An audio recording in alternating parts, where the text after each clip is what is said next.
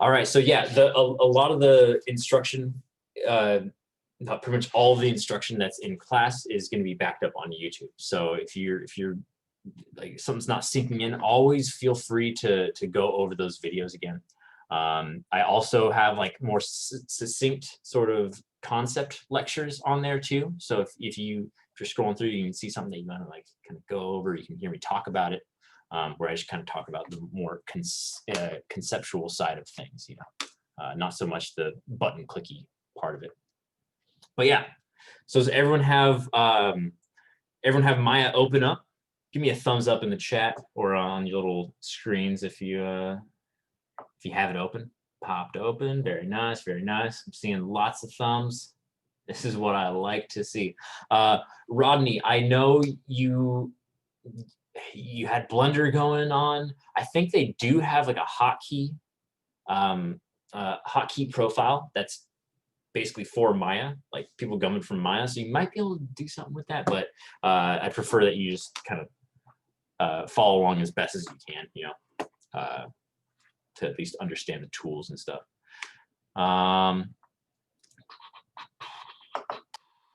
Rachel does not have it yet, but yeah, that was an issue of the computer, I believe, right? The computer specs, at least. Let me just write that down too, so I can check back with you in the future. My computer, she screams, "Oh no, oh no!" Do I need my tablet for this lesson? No. This is mouse and keyboard only. Tried downloading the demo version, but it wouldn't even let me do that. Yeah. Sending good vibes. Yeah, that laptop, you need to put like put it in an ice bath after to keep it cooled. But yeah, so this is Maya. This is Maya, guys. This endless expanse of 3D space. This is basically where any sort of visual effects you've seen have probably gone through this program or an equivalent. Like there's always some sort of software behind it. But Maya is like the industry standard one, mostly at this point because of seniority, I feel like, because Blender has some amazing stuff, guys. I'm not gonna like say Blender is bad, don't use it. It seems to have some great potential. If we don't have a mouse, do we just watch? You can sometimes you can use like the if you have the trackpad, you can get some functionality out of that. I would like you to use kind of experiment with some of the tools that are accessible to you, if you can. But yeah, but get that mouse. Hit up Bezos and go on Amazon. Get like a really cheap mouse, because I don't want you spending a lot for this class. We're trying to keep the cost down. But yeah, so this is Maya. You'll notice immediately that you have a big just viewport, right? This is called the viewport of it. You can see all your 3D models, and you're gonna have to get pretty adept at navigating this, right? And just some controls real quick for you guys, just so you can orbit the camera around like I do. Alt, and then left click to drag that camera around, right? Alt, left click, drag. Right there. You guys orbiting? Are you guys seeing 3 dimensions? Is it happening? I believe it is. Now Alt, middle click, drag. That's pan. That's pan around. There we go. That's Alt, middle click. And Alt, right click, zoom, sort of dollies in and out. Dollies in and out. Now scroll wheel, like the middle click, scroll wheel. If you just scroll in and out on that, that's also zoom. So I'd like everyone to just take a moment and kind of get used to doing that, right? Trying to navigate around this space, right? Because I mean, eventually this is going to be second nature, as it should be. Like, this is a very kind of core thing. You're going to need to orbit around your character to see that they look good from every angle. You're going to need to orbit around your animation, see if it like if their foot is stepping on the ground properly and tracking that. There we go. So that's that. That's camera movement. Anyone have any questions on camera movement before we move on? Square goes spin, spin. Raphael knows. They know what's going on here. They're ready for it. All right, looks like everyone's got that. So just keep that in mind because you're always going to be using that. Now I just want to go over the UI.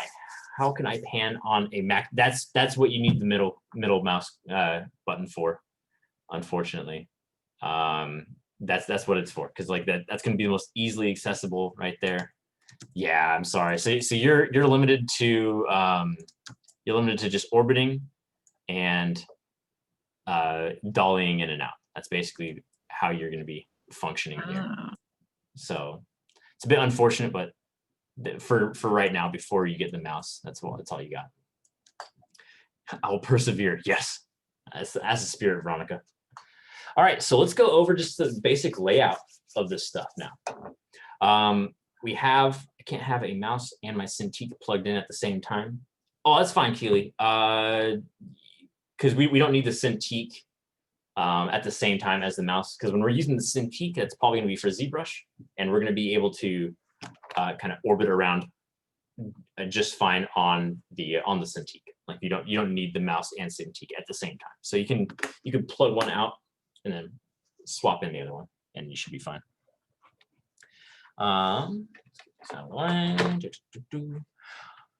right, so as far as general layout of everything, you have your viewport and all these buttons, right? Like this is kind of a cascade of buttons. All these buttons kind of correspond to different things for the viewport specifically, right? Like all these panels, render, show, lighting, all that is going to correlate with that viewport, right? So if you're looking for some sort of option, you can always dig through these menus. I'm not going to go super deep into them as of right now, because simply it's not necessary for what we're doing. But yeah, so just know that that's where all of your options for the viewport are in there. Now, as far as just overall menus, we have our classic sort of menu setup at the top here. If you used any sort of software before, you've seen it before. And file, that's going to have that's where you do all your saving, opening, new scenes. This is also where if you have like a cool sort of object in another file, that's where you import it. Just go to import and then navigate to that file. That'll prompt you up. All that classic stuff. That's pretty bare bones. It's the kind of universal program sort of stuff. Now edit, you have your undo and redo, but y'all should be ready to press Control Z at a moment's notice. We're gonna be making mistakes all the time. I don't recommend, if you go up to edit and click undo every time you undo, you're going to die from old age a lot quicker than most of us. So be ready with Control Z. Control Y is redo. Redo is not as commonly used. And then cut and copy and paste. You might think that that's like similar to like Photoshop's cut and copy and paste. And it sort of is, but we generally avoid that in Maya because it can mess up the scene. So we'll be using a different tool, and I'm going to show you guys that when we start getting some objects in our scene. And that tool is duplicate down here. So that's mostly what we use instead of cut, copy, and paste. Mostly duplicate. And then we have some other stuff that I don't quite want to get into just yet. It's called grouping and parenting and all that. That's more for the rigging section of the class. Now here's a fun menu though. Here's a fun menu. It's called the Create menu. So everyone, pop open that Create menu. Follow after me. Let's make Babby's first 3D object. All right. Let's go into Polygon Primitives. Don't do NURBS primitives. NURBS are kind of an outdated version of polygons. They have their role still, but like this is the kind of stuff that they animated the first Toy Story with, was NURBS, you know. But we're in that polygon realm now. We're dealing with polys. So go to Polygon Primitives. Make sure interactive creation. Oh, make sure interactive creation down here. Can I? Yeah. make sure this is off, right? Make sure that box is not checked. And then go to create polygon primitives. Let's make a fancy cube. Ooh, yeah, look at that. That's just a very default gray cube in there. You know, cub cube. Very nice, Matt. But with this cube, you can do pretty much anything, guys. So like if I just go warp speed a little bit on y'all, boom, bang, right here. We're going in. Just you guys don't have to follow us around, but I want to kind of communicate that you can make anything with a cube, just straight up. And like if I wanted to make a little hat, I can just right there. Nice little top hat. We got that. We got those.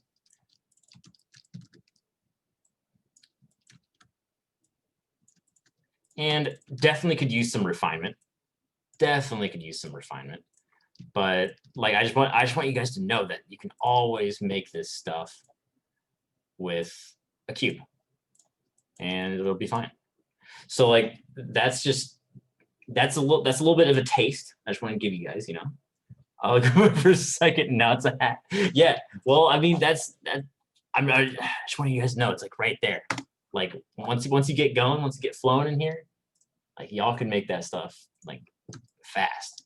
But it's gonna be a while before you can get in the flow of things, you know. But going down this menu now, you get a lot of different selection settings in here. You don't really use this menu that much.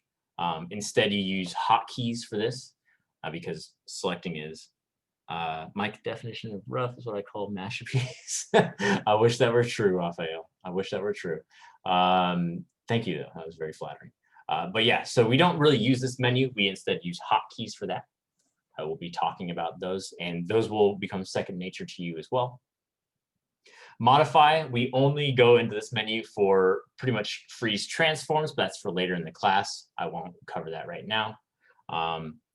Display, again, this is kind of just optional stuff. Default Maya is already set up with a proper display. I will basically tell you guys to go back into these menus, and I'll show you step by step once we get to a section where we need to do that. Windows, settings and preferences is basically what we'll be using Windows for. We'll use a little bit of graph editor too once we get to animation, but that's for later in the class.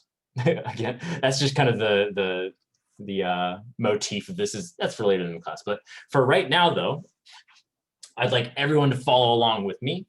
We're going to go to Windows, settings and preferences, right here. Everyone see that? Pop open Windows, settings and preferences. And you'll see like the rotten underbelly of Maya when you do that. So if we pop this open, oh God. So it's just, this is everything in Maya basically has a setting, and this is where they're all found. We don't need any of this except for undo. Undo is imperative. We need to do this. Go down to undo, make sure it's on undo on, and if your computer can handle it, go to Q infinite. Otherwise, you'll only get 50 undos. But yeah, make sure you can undo properly, because like we're gonna be messing up, guys. We're going to be messing up. So yeah, make sure that that's set to that properly. Now, undo is just down here in the list, right there. All right, so save. Nice. Now we can mess up all we want with no repercussions. Now you'll see that we have these other menu items. We're not going to go over all of these right now. And in fact, most of the tools we use aren't even located in here. But just know that whatever tool that I say, like say I say a key phrase like, let's see, like insert edge loop, you could always find it under one of these 3 mesh menus, okay? One of these 3 up here. You can always see them up here. So if you're looking for an option or something, it's probably located in there. And you just need to do a little bit of digging to find it. Mesh display, we're not going to go over much of that. Curves, no. Surfaces, no. UV, that's for when we're texturing. That's for when we're texturing. So that's later again. And then the rest of this stuff we don't need to know about yet. So basically, just make sure if you cannot see these mesh sort of settings, then you might be on a different toolbar over here. So see the top left where my cursor is pointing right here? It's under modeling right now, as it should be, because we're going to be doing modeling. Now you'll see they have a bunch of different options in here, and all of those change whenever we're going into that phase in the class.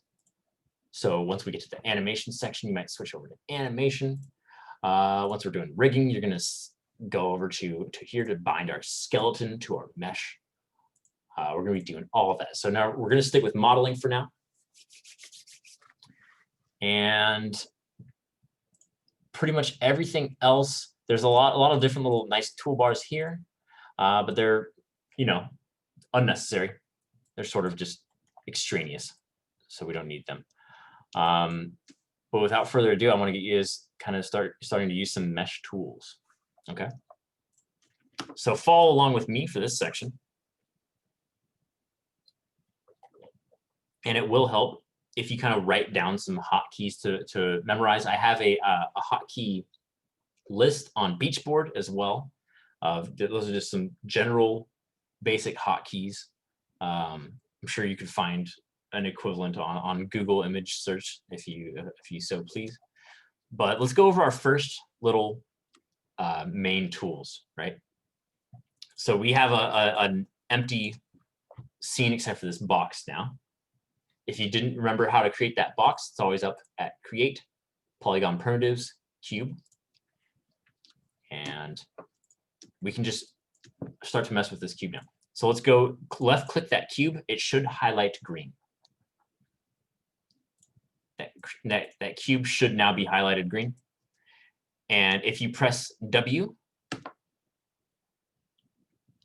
W is move.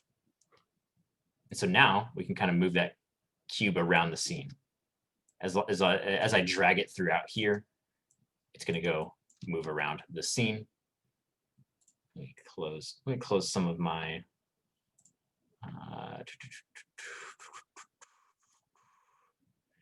there. Let me get this set up for y'all.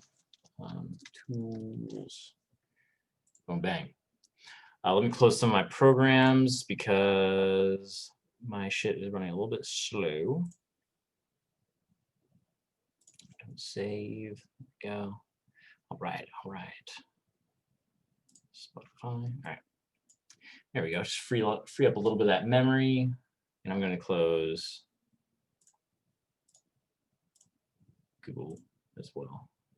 Because as Sarah said earlier, Google does take up a lot of memory. Computer go burr, yeah. Yeah, it's chugging for sure. But yeah, so left click that cube, press W, and you should be able to move that cube around now. Everyone able to move that cube? Anyone running into problems so far?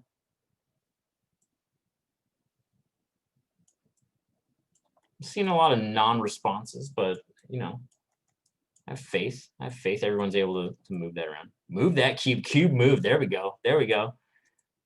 Move that cube. And we can just move this anywhere. Notice that on this manipulator, you have 3 poles right here, or axes. That's the plural form of axis. And you can move just straight along one of those directions, right? So you can just do that. And that's usually used for if you're getting for some detail, like you need something to move directly along y-axis, and you can just simply drag it along there right here. These little extra boxes will lock it to 2 axes. See that? See how it's going along X and Z right now? This one goes along X and Y. To me, this stuff is very intuitive, but if you guys are not quite grasping these kind of axes, then let me know. if we, I'm sure we've all taken, you know, some geometry class at some point, and you guys remember they always have the x-axis, it's left and right, y-axis, up and down, and then since we're in 3D, we got that extra z-axis. That's the spiciest one. So it lets 3D stuff be possible. I'm having the time of my life. Good, good, Keely. I'm excited. I'm excited. And let's see. So I also want you guys to open up a little bit of the channel box. So if you go up to this top right here, see where my cursor is. Show hide channel box. It'll be on like the very right hand side of the screen. And it's basically just kind of a visualization for you guys. Or not really. I guess it's the opposite of a visualization. Basically, it's all of all these numbers in here in the translate X, Y, and Z. All of those are the position of your cube, right? So as I drag these around, you can see that those numbers change over there. But I just want you guys to know that every time you move it, those channels do change. And that's going to come into play when we're animating, especially. Unfortunately, I'm pretty sure I saw that the first Pixar animators animated entirely in this box. Or wait, it was either Pixar or, oh shoot, it might have been like Terminator 2. I think they had to input values in here. They're like, okay, now I need to rotate X 42 degrees for no, not on cubes, Rodney, but like they would have like the knee control. They would have to, instead of just rotating it in the viewport like this, I think they had to rotate it numerically up here. So it definitely sounded painful. Yeah. F's in the chat for the OG Pixar animators. Luis. One second, let me mute you, Luis. We're getting some feedback in there. Sorry about that, Luis. But yeah, so we're moving this around. Before we had this, pencil and paper. Yep, exactly. You know it. You know it. But yeah, so that's what the channel box is. There's also some nice display layers down here. If your scene's getting too jumbly, you can organize those into display layers down here. We don't need to do that for this class though, or for this lecture at least. So yeah, so that's moving it around. Now guys, I don't mean to blow your guys' minds, but if you press E instead of W, you get rotation. Oh, baby, now we're talking. Rodney's excited. So just to refresh, W moves around. E lets you spin. Veronica, I love that emoji face so much. It's the best. Oh man. So that's rotation, is E right there.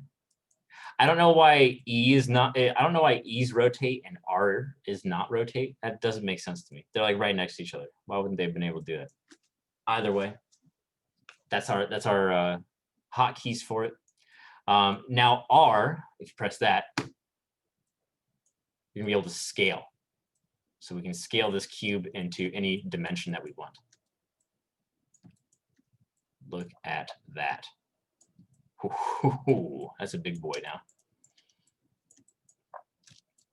And of course, get comfortable with W to move, E to rotate, and R to scale. And again, like all of these are function the exact same way. This manipulator, at least, if you drag one of these specific axes in a direction, it'll scale it only along that. And if you scale up these boxes, notice how it highlights the blue and the red axes. because it's scaling only along them. And that's either yellow or green. I'm severely colorblind, so I think it's green. But this green axis for Y will stay the same if I'm dragging this box. Yeah. If that's the letter for normal. So I've been eating well. The expanded version. Oh man, I like you guys. You guys are more talkative than the normal class. It's refreshing. And yeah, so that's movement, rotating, and scaling, right? So now, say I wanted this cube to snap back to like the middle where we put it at the start. I could just go over to that channel box where all those values are and just one by one zero them out. I'm just clicking on that box and then pressing 0 and moving it on there. And we're back to normal. Now scale, if you want those to be normal, you just need to press 1 in there. And there you go. We're back to that default cube. It's like nothing ever happened to our boy. So with that, I want to start introducing, I don't know, some more play with this cube, right? Say we wanted another one of this exact same cube. To do that, we Control D. That's duplicate. D for duplicate. Control D. Now we got 2 cubes in here, right?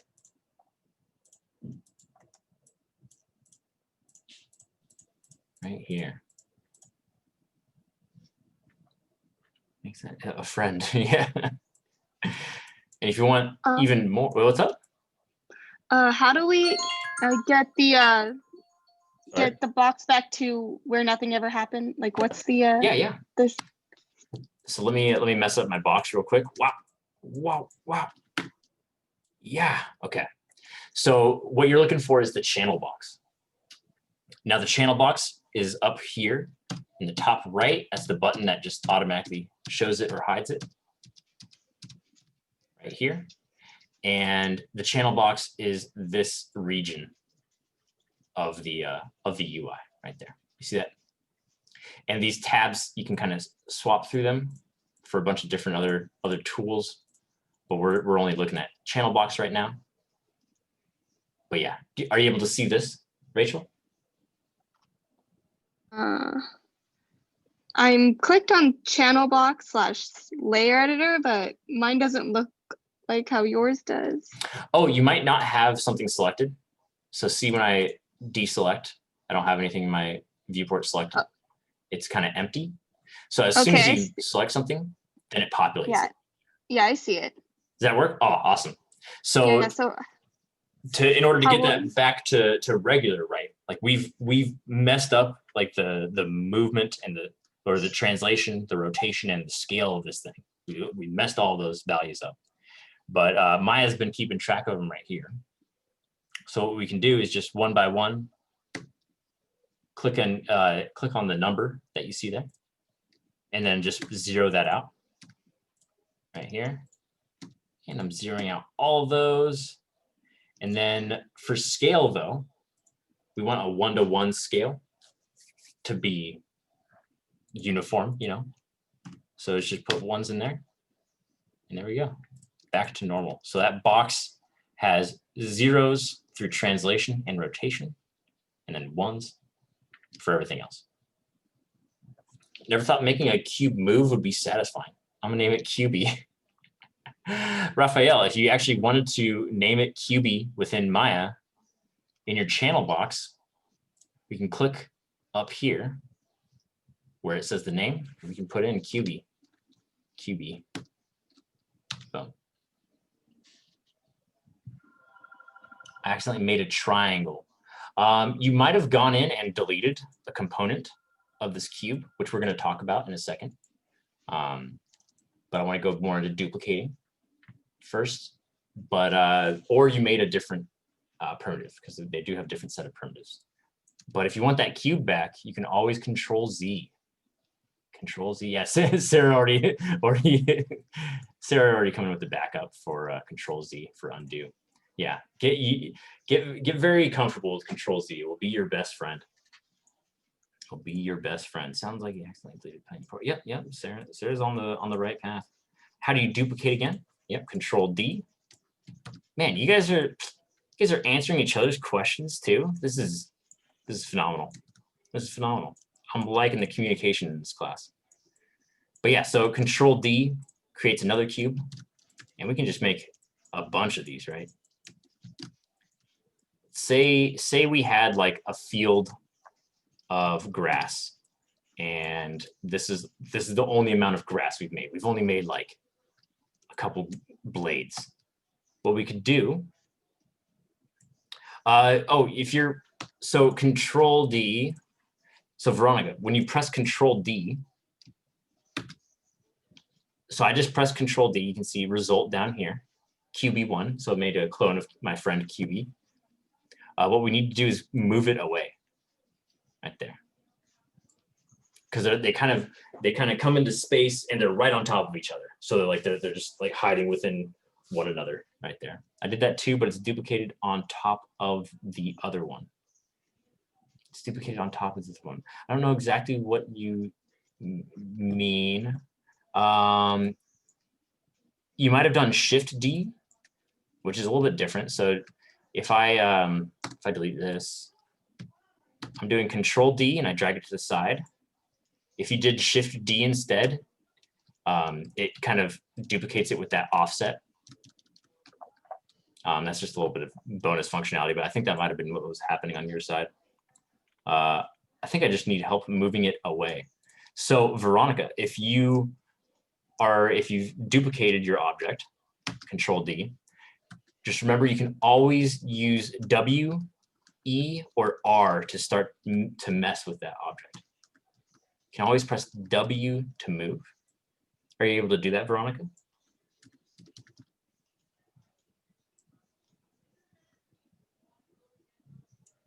How do you make it the original shape?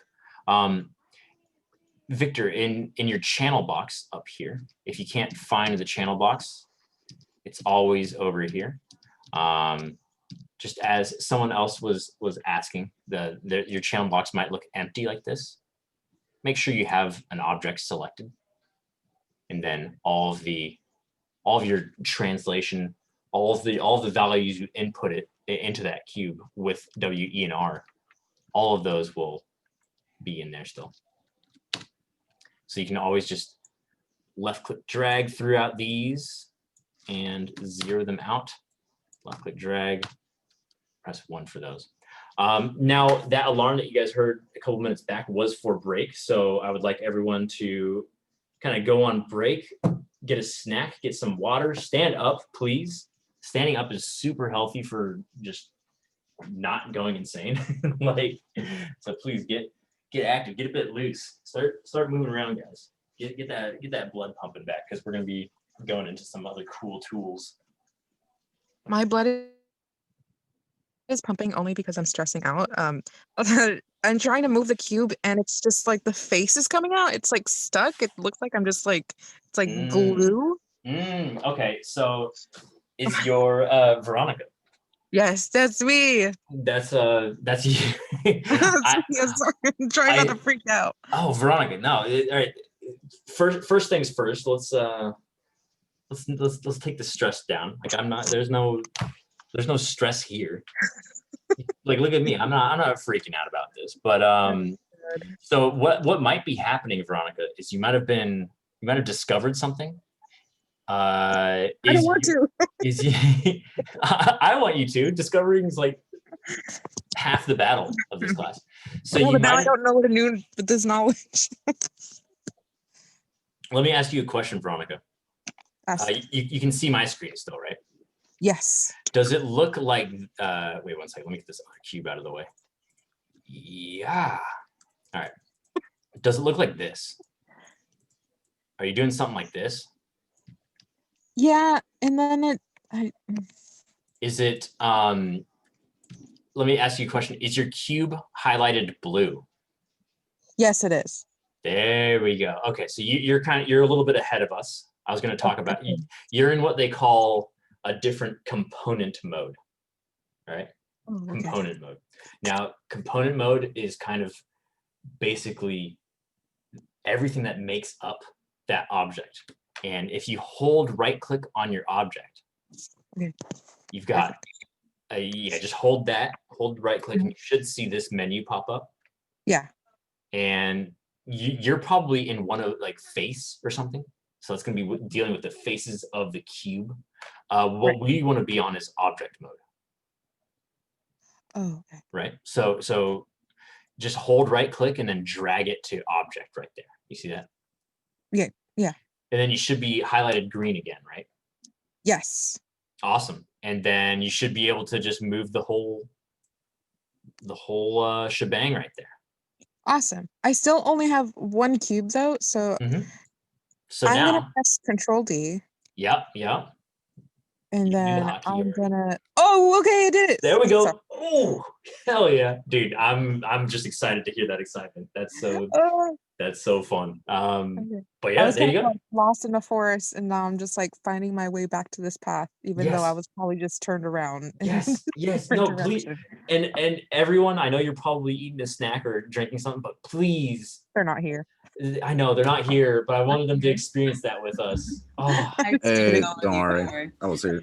we got some people here, but yeah. So, like, please ask questions like Veronica just did, because I don't. This might be going ahead of you a little bit, but I made the duplicate stuff. Is there some sort of like quick checklist that shows you the amount of objects that you have on the space? Ooh, quick have, like, checklist. Instead of having to click each individual one, you know how like you duplicated a bunch, right? And they all get like labeled something different. Is there some sort of list that you can just select the name of? There's a list of everything in the scene called the outliner, which you might be interested in. Okay. If you can find that under Windows, up here. Yeah. And then outliner right Okay. there. Perfect. And then you'll see it pops up everything that you made. Yeah. And you can kind of select through this like it's an Excel sheet or something. You can like click on these columns and then it selects all of them. Nice. And then you can make an entire army of cubes. Got it. Yeah, they'll do your bidding. My list says I have 96 cubes. Oh my god. Oh, yeah. I can only move 2. Someone's been busy with the Your cubes. army. I am trying my best here. I bet they're all stacked underneath each other. So if you click like an arbitrary cube in there and start moving it around, I bet it will come out of that stack. Use that to overthrow the government.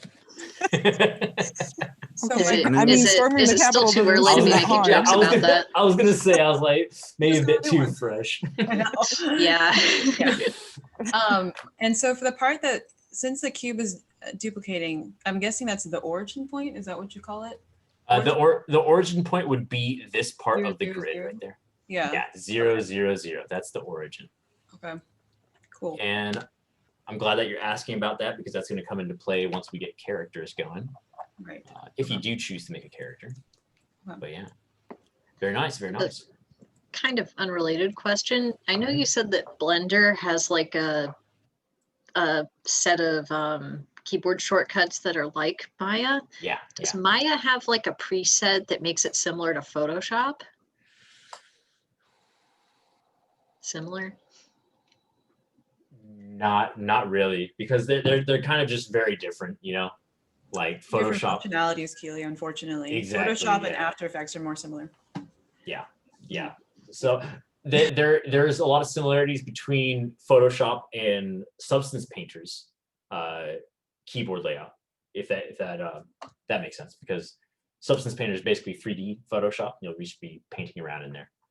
But yeah. So unfortunately for Maya, no, not really. They're their own thing. All right, I can feel my muscle memory being corrupted already. No, it's not corruption. You're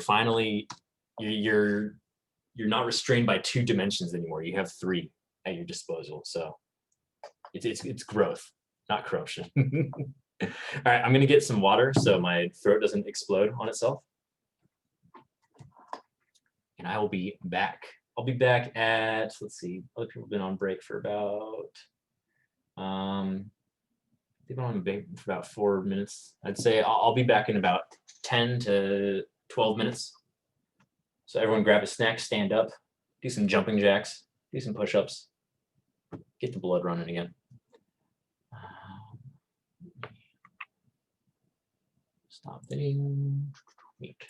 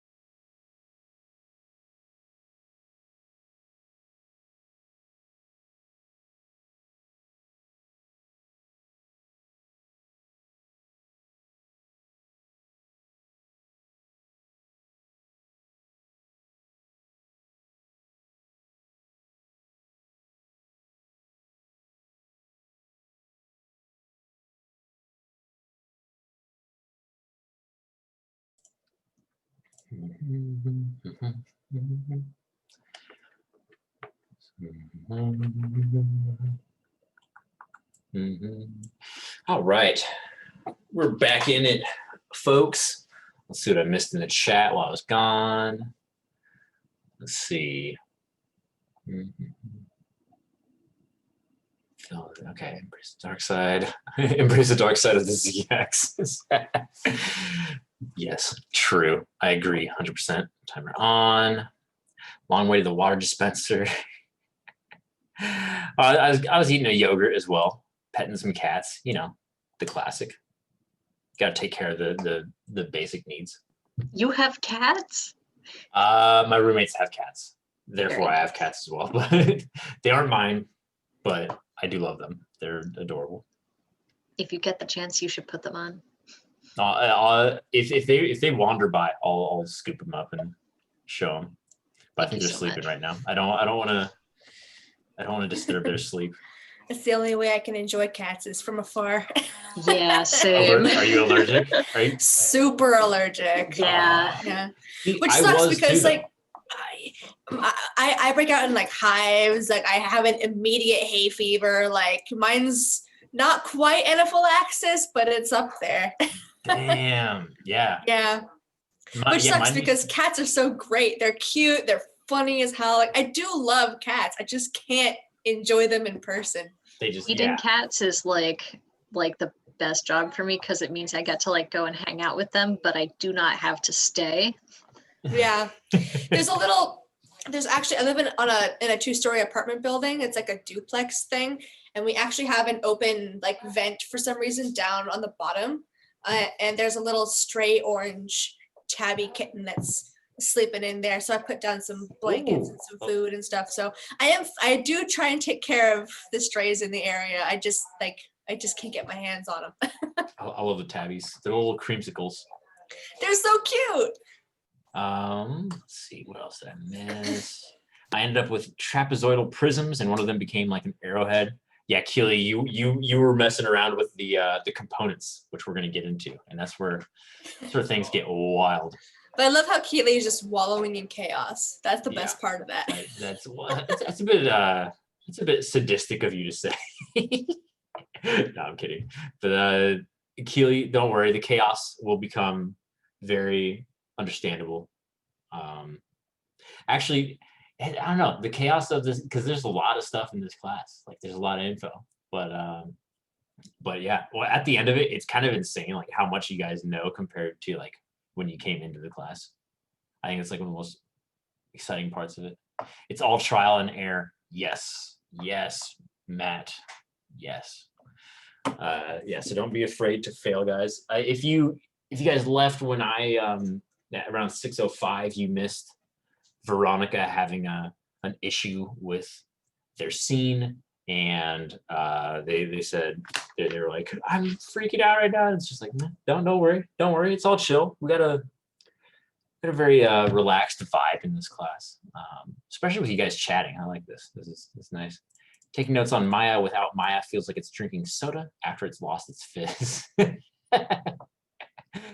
Yeah, it's very apt, Rodney. Yeah, I could definitely see that being the truth. Yeah, I'm sorry, but you said yours is only like the license. Yours is just basically Autodesk preventing you from getting it, right? You didn't have a. I don't think you had a hardware issue, from what I remember you saying. Same. I'm new to 3D. Yeah, Matt was having issues with the license as well. I think last semester they resolved those within the day, but yeah, let me know if the next class is kind of coming up and you still haven't had access to it. So yeah, just let me know. I work at PetSmart, so I'm paid to feed and take care of bearded dragons. Oh, and Bearded dragons are so cool. they're badass. Yeah. Yeah. Oh, hell yeah.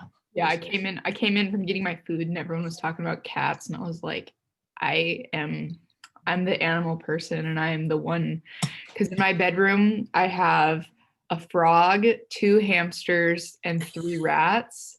Oh and man. my family has a dog and 2 cats and a fish tank and a pond with koi and 5 turtles. So I work at Nice. PetSmart for That the sounds day. amazing. What the 5 turtles? That's just extra. That's just going above and beyond. Yeah, my family has a dog. Love her to death. She's like a fur baby, but you know, dogs are dogs. Oh man, yeah. I'm hoping, because I did take about half of computer animation 1 with John, actually, like I said last spring. Yeah. I still have all those notes, so all this is pretty familiar, so I'm hoping it'll be easy to catch up as long as I get that computer like I think it will, especially if you were going around and using all the hotkeys and stuff, because then it'll just actually be in your muscle memory still. Hopefully. Like all the stuff you were doing that you were like all the rotating and the hotkeys. I was like, oh, I know that already. Yay. Okay, so I'm not totally incompetent.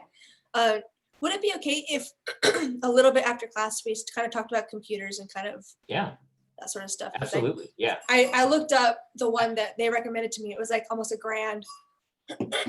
Almost $1,000. I feel like that might be. Be sure, because like I've gotten very like decent computers for like under $1,000 still. I think I have some resources to find stuff for that as well. But it would take some Googling on my part. So yeah, let's. If that would be okay, if you don't mind taking the time, I would appreciate it a lot. Yeah, no, that's all good. That's all good. It's decently enough for less than exactly. Yeah, Keely also seems to be into the budget buys side of things, so maybe you can share some of your skills. Message me on Discord, Keely. yeah, you guys should message each other. Make sure that you exchange information there. That was about 600 from Costco. Costco computer? That sounds amazing. Oh, who would have known?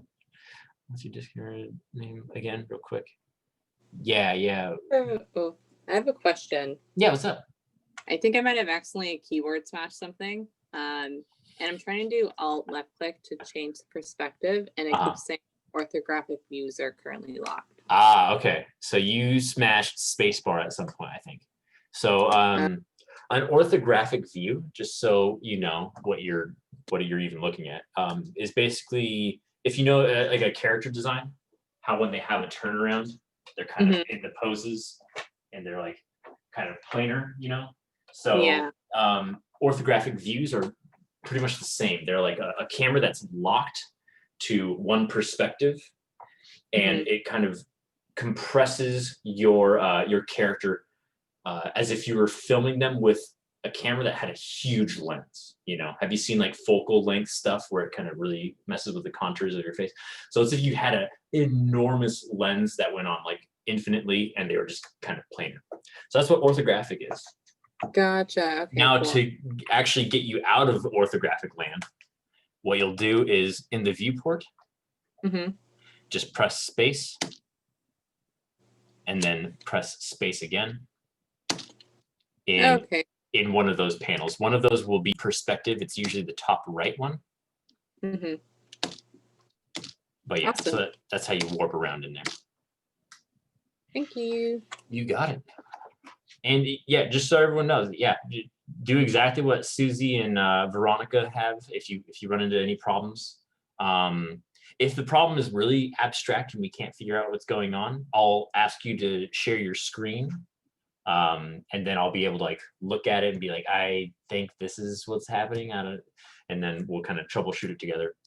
If it's late in the semester and your file is really, really, really messed up, you can send it to me on Discord, and then I'll open it up on my end, and I'll be like, what's going on with this? And I can fix it on my end and then send it back to you.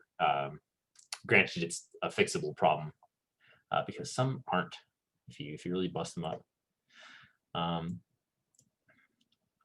hear this is the worst time in years to be buying GPUs. Yeah, it's because of Bitcoin is popping off again. I bet that's why. Damn. Damn. If we got our Biden bucks, I know what I'll be spending it on. Biden bucks. Yeah.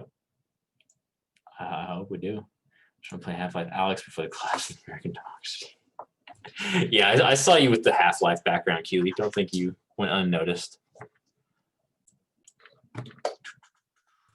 So let's go here. All right. So we've covered moving and rotating, scaling. Just a quick refresher. W to move. Wow. E to rotate. Nice. And then R to scale. So that's what we got. We also did duplicating. So we can duplicate a bunch of cubes and set them at their rotations and all that. So we've done all of those before. Now, you might be wondering, you're like, all right, so it's just cubes? Like everything is just cubes? Like, no. So if we look, I want to talk to you guys about components. If we look at one of these cubes, boom, let me delete that. And then let me just zero this out. We have a nice, perfectly sized cube.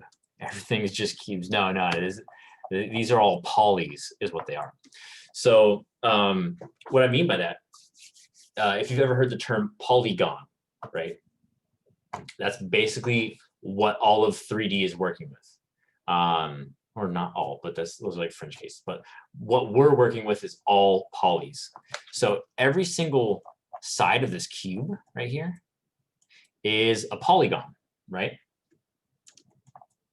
All of these, and we have 6 of these right here. We have the bottom, the top, and then the 4 sides. That's 6 polygons. Now, what a polygon is, hope we aren't getting too dry, is basically a bunch of points that are connected together to make a shape, right? And each of those polys will be triangles starting out, because that's the least amount you need. But what we're dealing with right here are quads. And let me show you that a little bit better visually and give you something to play around with in the meantime. So if we hold right click over our cube, and some people have already done this, and they were saying that, my cube's broken, I can't recover from this. What they were really doing was just going into one of these different modes, right? So remember, that's bring your cursor over your object that you want to mess with. I always select it as well in object mode. So it's highlighted green. Then I hold right click over there. And let's go to vertex, because vertex are those points that I was talking about that describe that polygonal shape. So if we go into vertex mode, I'm just holding right click and then dragging my mouse over here and then releasing right click. Boom. See that? Now my cube is blue, or it's highlighted blue.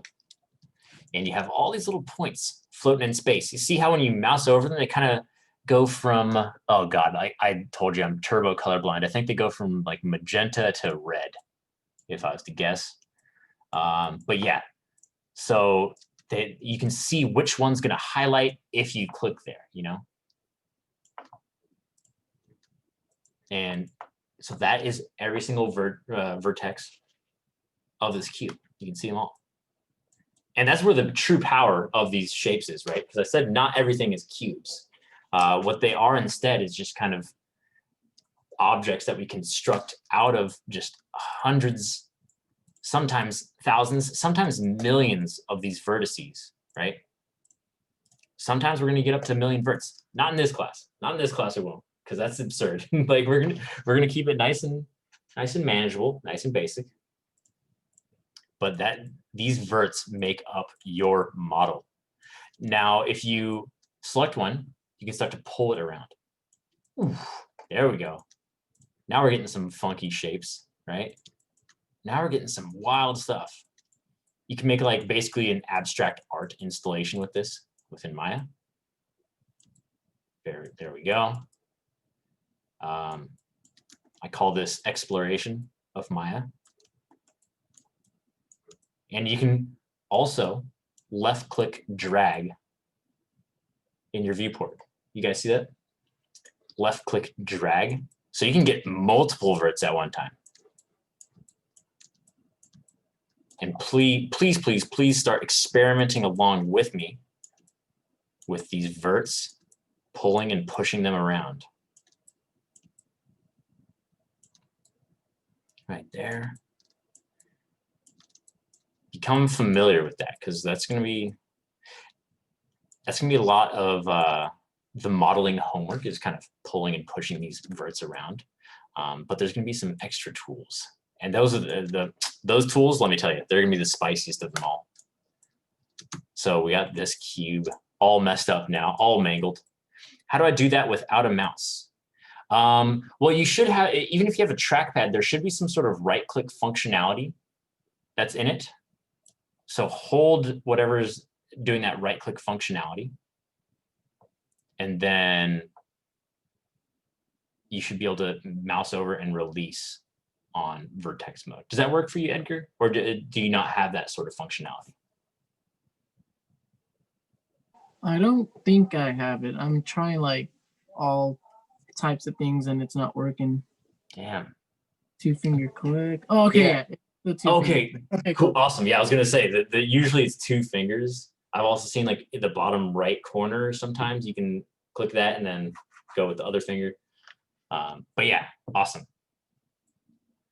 You can sense if it's 1 or 2 fingers. Yeah, I love that feature of like touchpads.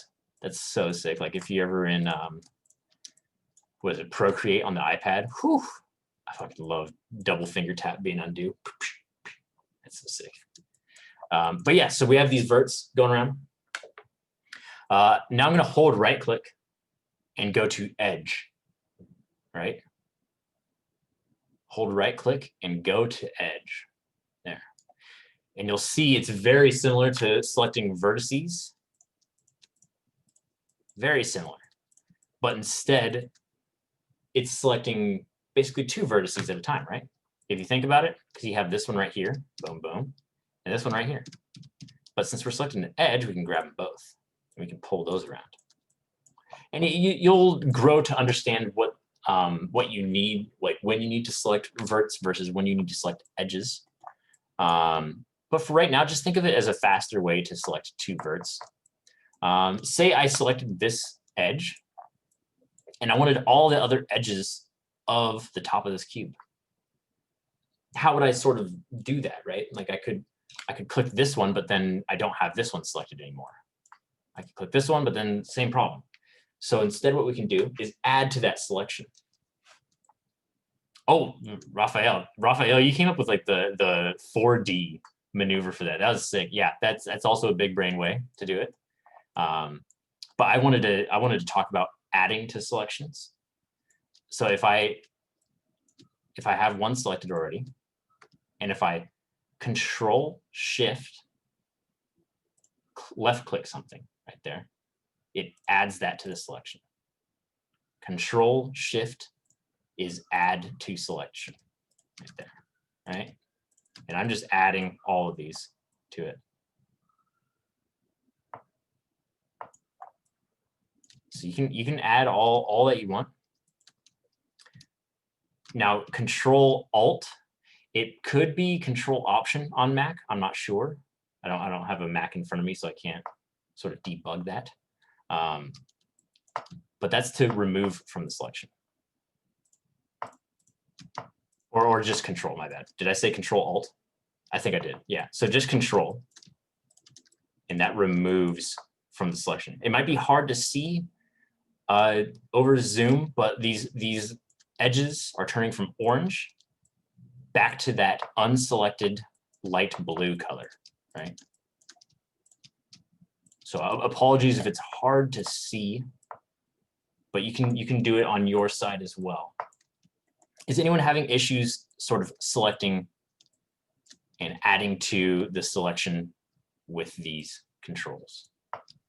I'm having a hard time with it because I have a Mac and it lets me click it. Like if I do the double click thing and I can select on it, but when it has like the line highlighted in green with normal, like you would click on it and like drag it out just like with the touchpad, but it's not moving when I do that. And it has like the highlighted green, like it's ready to move, but it. Oh, wait, it's like, so are you watching my screen right now?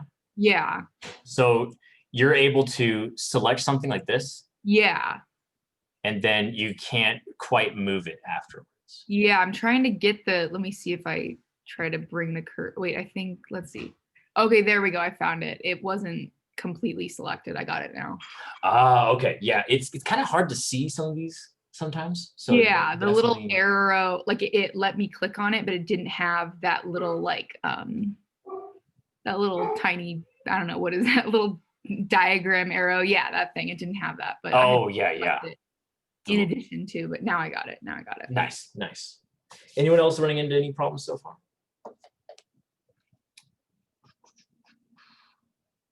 Don't be shy, guys. Just holler if I'm going past, just holler, and then I'll rewind a little bit. Also, if I'm explaining things and kind of going slowly, I'm trying to give you guys time to switch from like the Zoom call view to back to Maya, so you can experiment at the same time. I don't want to leave anyone kind of out of there, because it would be like on one screen, it is kind of hard to operate both Zoom and Maya at the same time from the viewer side. Also, keep in mind, guys, that instead of just moving these around, we can also rotate them exactly how we rotated and moved that object at the beginning, the regular cube. And you guessed it, we can also scale it. Remember, that's W, E, and R. You can also scale it. So now you're kind of almost understanding like how far you can push these sort of components. Remember, these are all called components, because we need to be able to bend all these components how we want to in order to make our objects. At least in Maya, because when we're sculpting in ZBrush, it's a lot more freeform, a lot less rigid. It's going to be a lot more like just actual sculpting. And remember to switch past. Remember to wait. Sorry, Veronica was pressing Control E. Now there's more on my shape. Control E. Oh, you're getting ahead. Yeah, that's called Extrude. We're gonna be getting into that in just a second. That's when Maya really opens up, guys. Because once we get into Extrude and Multicut. Sorry, Prof. No, it's all good. I'm just glad that you guys are exploring. It means like you're gonna learn a lot more than you would if you're just kind of sitting there idly, you know. But yeah, so remember, hold right click to switch component mode. To switch component mode. Object mode, that'll bring you back to that basic object. Vertex, you'll be able to grab each little point that makes up this shape. Edge pulls more than one vert. And then finally face.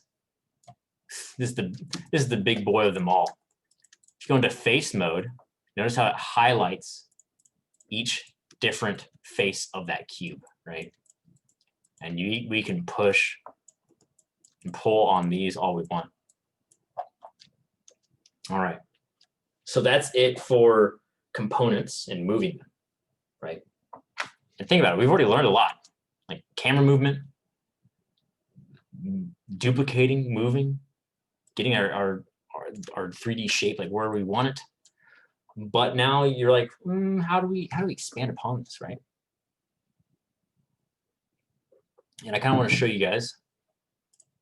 Let's hope my computer doesn't die when I open up Sketchfab again.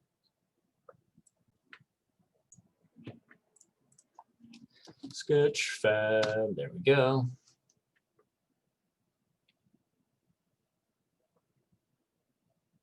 Oops. And oh no, Sketchfab, please.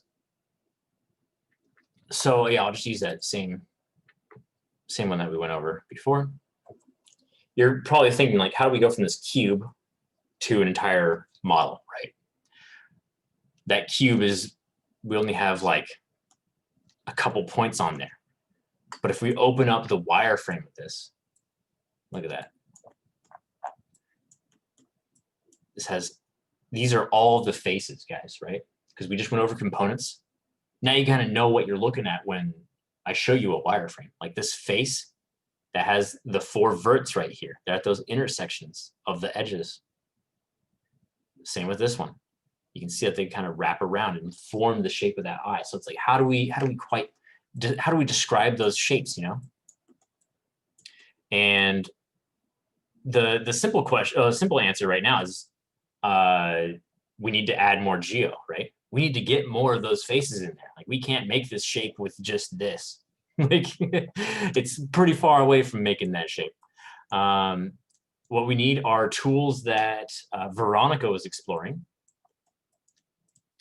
which are going to let you basically create any shape that you want in Maya. Any shape. It could be a super complex shape. It could be the model that they use for Thor in a Marvel movie. However, in order to make Thor with just you should see this shape while we in order to make Thor, it would take ages. So we use different tools. That's what we use ZBrush for. That's what we use photogrammetry to scan actors themselves instead of actually creating the geometry ourselves. But conceptually, it would be possible with these tools I'm about to show you. So take your scene and let's just create a new scene, right? You guys probably have a more messed up scene than me. So let's go to File, up here at the top left, File, then do New Scene. And I don't want to save changes to this yet. Let's do Don't Save. And let's create another cube. Let's create a nice clean cube. So if we go to Create, Polygon Primitive, Cube. Remember, that's the Create menu in the top left where my cursor is. Create Polygon Primitive Cube, right there. And let's go over saving real quick. Let's do just a file, save scene as. Everyone do this with me. And I would like everyone to solemnly swear that they will never go an entire work day without saving as, because Maya is very prone to crashing. We've had people lose hours of work. So every time you save, it's going to take up more room on your computer, but every time you save, do save scene as. Because you might mess up something, like you might be working on a full character. You might mess up something like on the mouth that you didn't see, and then start doing a bunch of work on like the shoes or something. And you're like, oh, I have these beautiful shoes you've never even seen.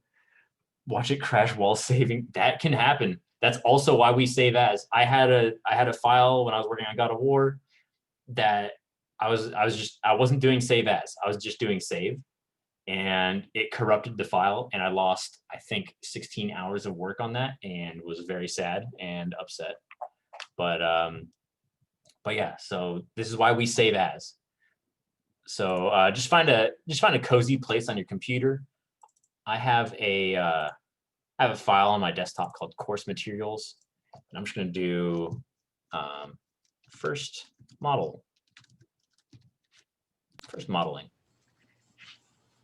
Hey, Mike. What's up? I been stuck in that four plane view, and I kind of figured out how to get back to the normal perspective view. But can you go over that again one more time? Yeah. Let me wrap up saving as. Okay. And then yeah, so save as. Mostly we save in Maya binary. .ma or Maya ASCII is just a different file type. They both do the same thing though, functionally. So yeah, just save as first modeling. There you go. So now we have a saved scene up here. You'll see the file name, and you have all your progress saved. Now for Sarah's question, and since we have the whole class back for this as well, we should I'll go over a little bit of camera stuff. So Sarah is stuck in camera land. And if you're in your viewport, if you press space, don't hold space. If you just press it, just tap it once, it'll bring up this 4 camera view.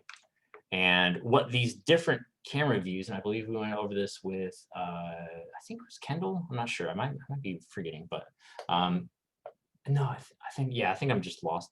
Man, I'm already fudging you guys together. You all are just one conglomerate mass now. So it's basically, we can press space and toggle into each one of these views. I'm just pressing space in all of these. And what we primarily use is perspective, because we can orbit our camera around. But in these other ones, you can't really tumble. It'll say orthographic views are currently locked. That's because orthographic views are kind of two-dimensional, basically. Like they take your image, your scene, and kind of, it's as if they were filming it through a gigantic lens in a camera that kind of just compresses everything together. So yeah, so to get out of that, we just press space again and go to perspective. Now here's one gotcha for that. If your perspective camera is somehow broken, like say you're trying to use it like normal and it just will not respond, you can press space. And remember how I said all of your settings for your camera are right here in these icons and menus? What we can do is go to panels, perspective, right here, and make a new perspective camera. So that's like a last ditch effort if everything is broken and you're like, I can't even like move my camera around my object anymore. You can just do new, and then that'll give you a new camera, fresh, brand spanking new camera. Sarah, are you still stuck in the orthographic views, or are you good? I'm not stuck. It was just that I had in the orthographic views, I had two top views and then one side and one, and they were all like stuck on the axes. So I was like, God. But as soon as you did the panels, I was like, okay, I got the perspective back. Yeah. Yep. So Sarah also extrapolated the fact that instead of doing panels perspective new, you can also do panels orthographic and change which one it is. You can even add a new one if you want like a left side view or from the back. You can set them anywhere you want. But yeah, awesome, good stuff. So we have our scene saved, and we're ready to do some actual modeling now. You guys ready? Crack those fingies, guys, because this is we're about to step up in difficulty. Well, not difficulty, in potential. There we go. What we're going to be doing is first go into face mode, everyone. In order to go into face, you have to hold right click, select face, and there we go. So let's click on a face. Let's just click one only. And everyone, please click, please press Control E, and you'll see this doodad pop up, this manipulator. And we can just pull this out. Does everyone see that right there? See how it took that face that was just completely just one and kind of pulled it out and created new geometry around it. There you go. How big are the files we're talking here? Keely, it depends. Like if you import a ZBrush model that is like millions of polygons, then that file could be hundreds of kilobytes, or maybe like 100 megs even. Like it depending on how complex. But if you just bring in like a rig or something, it's usually probably around like 12 to 15 megabytes. But yeah. Okay, so nothing like Premieres or After Effects, like autosaves and with the autosaves 40 gigabytes of cached files on my hard drive. No, but like if you, since we'd be doing save as a lot, they could stack up over time. And then once you get to like a safe place, you can just delete those old ones. That's what I do. But yeah, so everyone just grab some faces and start extruding. Control E. Control E to extrude and bring that out. We can do that with all of these. Control E, just play around with this extrude feature. And you can, I hope you guys' like brains are kind of percolating right now, being like, oh man, I can make so many shapes now. Like, cause that honestly, extrude is the backbone of like all modeling. So it's very important that that's one of the first tools we go over. So I'm just extruding all this out. We're making some cool stuff.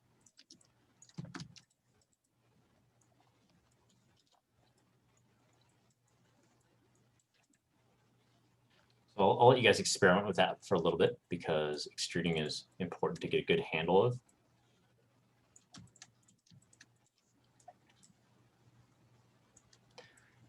Also notice that when you say I select all these faces up here, so I just click one and then I'm just shift control clicking the rest of them.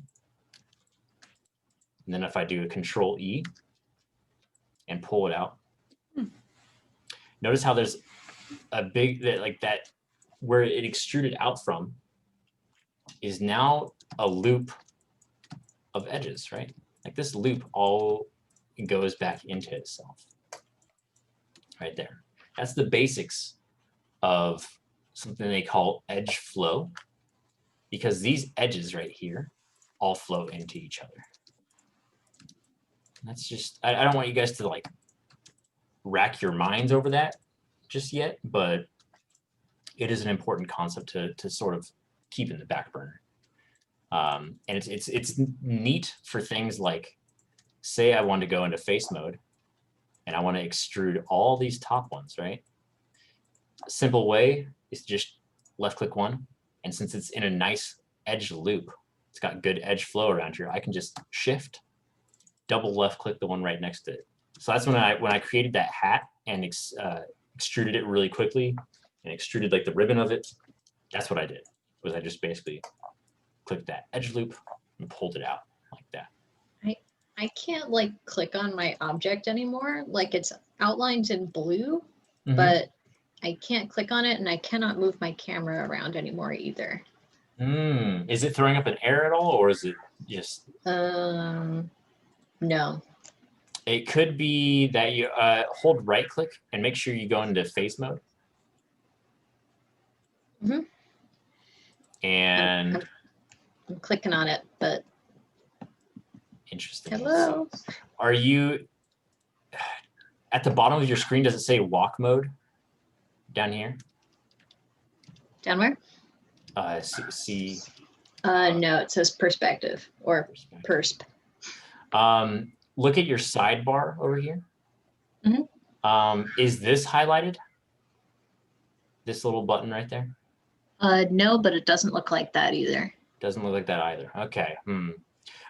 Do me a favor, try to click your select tool up here.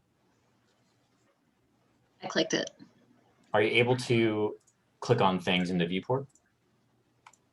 I mean, yeah, but nothing's happening. Oh man.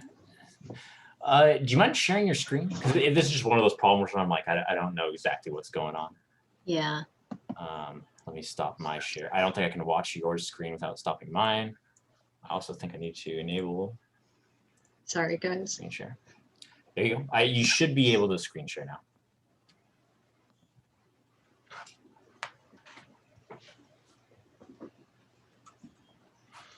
Okay. Help. Okay. I think I see what's going on. Let me compare mine. Yeah. All right. So let me share my screen again. All right. Oops, sorry. Sometimes the Zoom UI gets kind of displaced. So at the top of your screen, I noticed that you had this magnet selected. And basically that locks that object down. What that really is, in case you're wondering, is that like now anything that you move is going to be snapped to the face of that object. And we're going to be using that later in the class, but not for now. So you should just be able to click this magnet and be good. It should be okay. It says make live is disabled. Hey, there we go. There we go. Now things are highlighting. There we go. Nice. So yeah, just keep playing around with extrude and get used to that. And keep in mind, guys, you don't have to extrude just one face at a time. You can extrude any weird shape of faces with Control E. Like, see, look at this. Like that's That's wild. You can get some really crazy shapes in there. Is anyone having issues with extruding? Oh, Veronica, it looks like you have a question.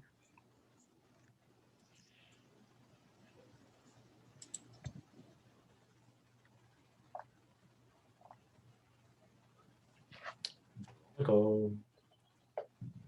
Veronica, you holding out on us over here? Bro. No, that's fine. She's probably like getting a drink of water or something. Oh, I'm sorry. I was I thought I was on mute. Yeah, it's all good. It's all And then good. you guys are like, but sorry. No, it's all good. I was all like, why aren't they responding? Yeah, we're not trying to ghost you in class, but yeah. My object is black. And Your then object is black. it was coming out and I was trying to extrude it and then I would rotate it and then some of it was like flat. So I don't know how to go back to where it's kind of like a gray solid color. Well, you might. So black. Does it look like this? 1 second. There you go. Does it look like this? Yeah, but only some of it does. Only some of it does. Oh, okay. So that. 1 second. Let me go back to this view. What that means is that part of your object is inside out. And so if I take this, and if I push this through, you see that? Right. So I have these faces down here. And if I take these and push it through, you can see that we're seeing the inside of them. So to fix that, you'd probably need to select some of those faces and start to pull those back to the other side of the model, like this. Right. I didn't really pull on any of them. I was trying to rotate the object and then it turned black. And I don't know if like I inverted the whole thing. Again, could you share your screen? As you guys can see, this will be a common motif. Because it's just it's the easiest way to see what's going on with your files. Are there any downsides to having a shape that's inside out? Yeah. So if your shape is inside out and you bring it into a game engine, a lot of games and Substance Painter and ZBrush for that matter, they all render only one side of your object, right? So they only care about the outside of that face. If you have it inside out, you won't be able to see the outside of the face. It'll be invisible and you'll kind of see through the object and it won't work, right? Because the computer is trying to save desperately processing power, right? So if I just go in and delete a face, I was going to show you guys this in a little bit, but if I select a face and just delete it, and I had this hole in my mesh right here. Oh, you're not sharing right now, Mike, if you wanted to show us. Pain. Okay. I was like, conceptually, I get it. Yeah. Let's go here. Let me undo that then. All right. I'm screen sharing. Hell yeah. So if I went in and just selected a few faces and pressed delete to just take those out of there, I'd have a big hole in the mesh, right? But if we sent that to an outside program, you'd see a giant hole, like an invisible hole, and you just see through the mesh and into like nothingness, to whatever's behind the mesh. So we don't want to have things like inside out like that. Is this kind of like the thing if you run your character too close to the camera, you start to see through their face and you see like the eyeball? Yeah, it's exactly that.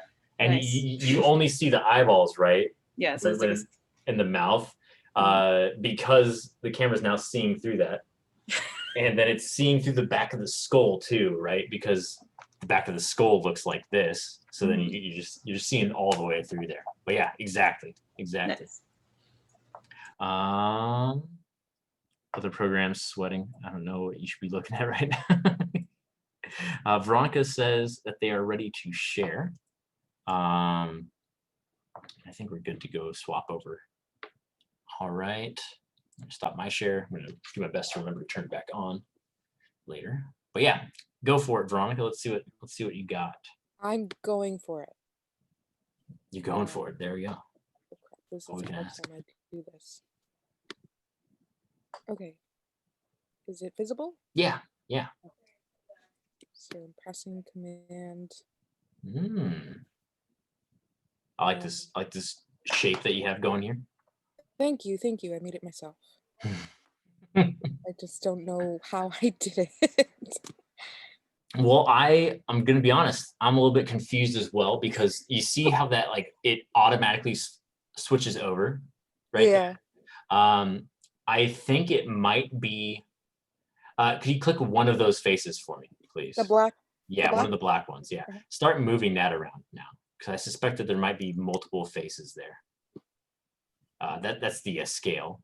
We're just looking for. Oh. There we Okay. Yeah. So what happens a lot of the time, right? Because Control E is kind of easy to press, like you Right. do it immediately.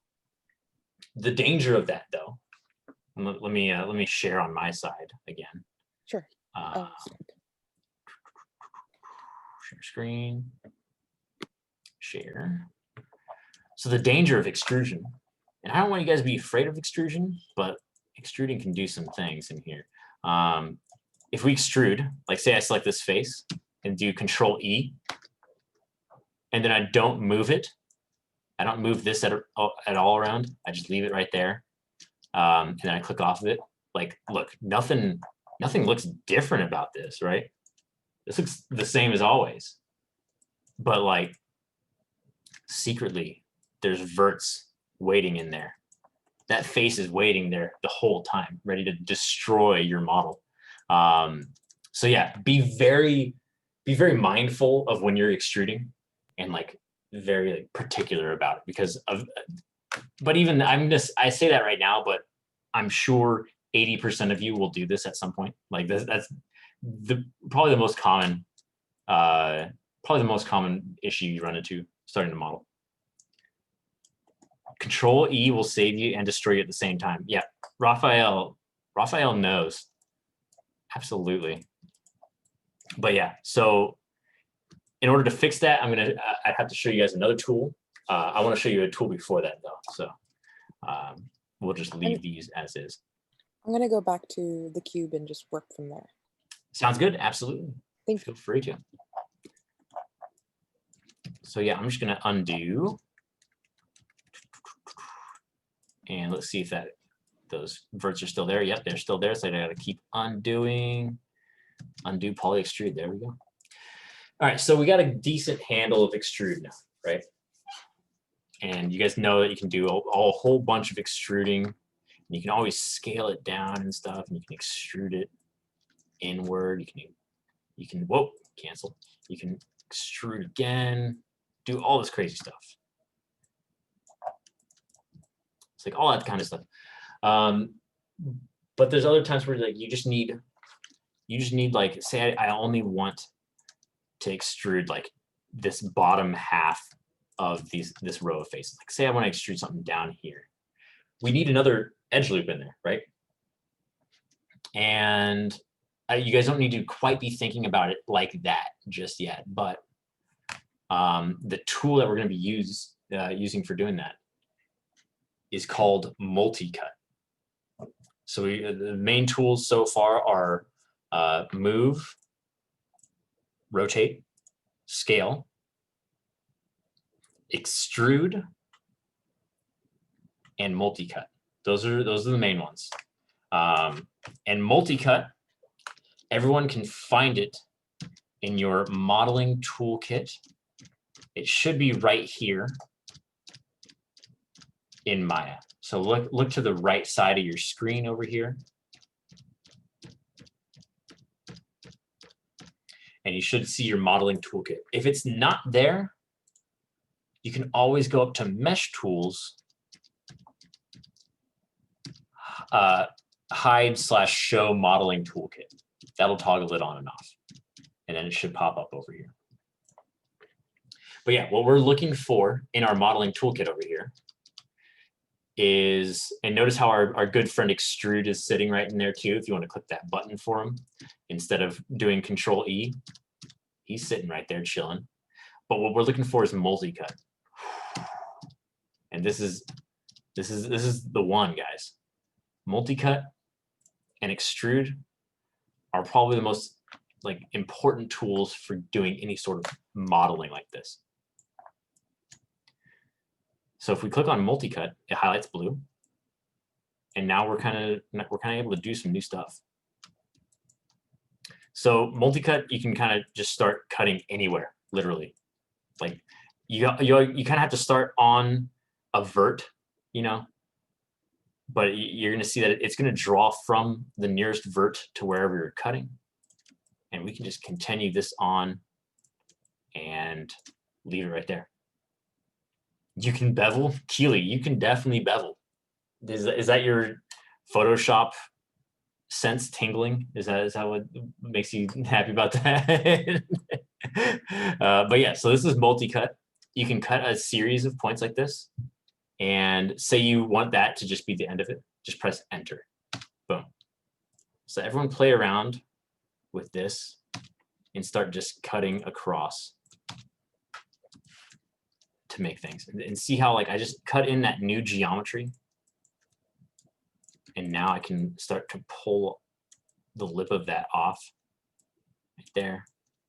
I can start messing with all the verts in there. Can you show how to do that again? Absolutely, absolutely. So I'll start from the modeling toolkit in case you're completely in the dust. So let's go modeling toolkit up here. It should be above your channel blocks, just as another landmark. Channel block, modeling toolkit, and then we're going to go down to multi-cut right here.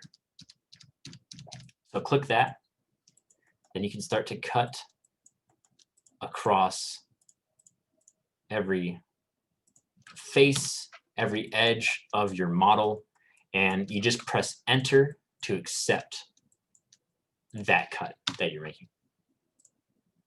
Same for all of these right there. And yeah, so just get cutting, guys. So we can just keep dividing this up. And then you can go into your faces, start pulling that out, pushing this around.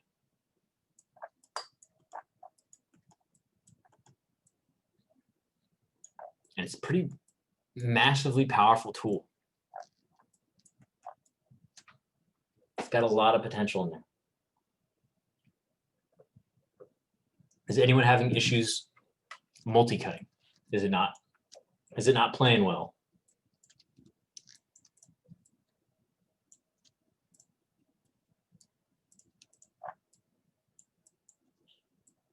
Nice, nice. Everyone seems to be chilling.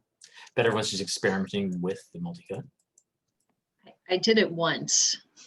You did it once. Oh man. Um, I'm doing it. Nice. Trying to jot it down. Nice, nice, Rodney. Just be sure to jot down its location as well, Rodney. Make sure you write that it's under the modeling toolkit. do I need to be like clicking and moving my mouse in a certain way? It's so once you click multi-cut like this, just I always start from a vertex right here. So see how it's kind of like wants to go to one of these verts over here. Sorry, vert is short for vertex, in case that was so I start at 1 and I just left click once, and then I'm moving over here deeper into the face, and I'm just left clicking again, and then moving my mouse, left clicking one more time. And I'm going to terminate this edge because it's kind of going around here. I always like to terminate it into another vert over here. And you can just press enter, and that accepts it, and then that becomes movable geometry. You can start to actually pull those points around.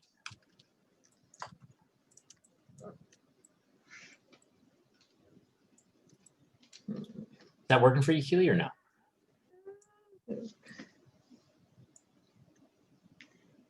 No. I was gonna say your face is not instilling confidence in me. Oh, right. So what's it doing instead of making cuts? I'm clicking on multi-cut. Gonna click on it again. Click on vertex and it turns yellow. Mm-hmm. And then it just sort of lets me select faces. Mm-hmm. It should hang the heck on. Okay. Well, it works now. That's the best though, because there's so many times when like, and this happens in professional environments too, when you're like, why is this not working? And you call over your like supervisor or something, and then it works perfectly whenever they come over, and you're like, I swear it was broken. Thanks for coming to my TED Talk. Thanks for coming to my TED Talk. I like that. Oh man. Then you go to the so it's under modeling toolkit, and then you go to multicut tool. Yep, it's like a pen path. Yeah, it's very similar. Very similar. Just not with the like Bezier curves is the only thing. It's kind of just those more jagged like beep beep. Some added functionality about this though, and this is even spicier. So we've just been left clicking right to make these cuts. So we just left click that into existence. What you can do is hold Control, and you see how Maya is trying to figure out exactly, like it's like, how can I make this loop happen? So it's trying to cut what we call an edge loop, which we were talking about earlier. And there you go. You can subdivide this up like a madman. Like, oh, look at that. Now I have so many verts in here. So many to mess around with.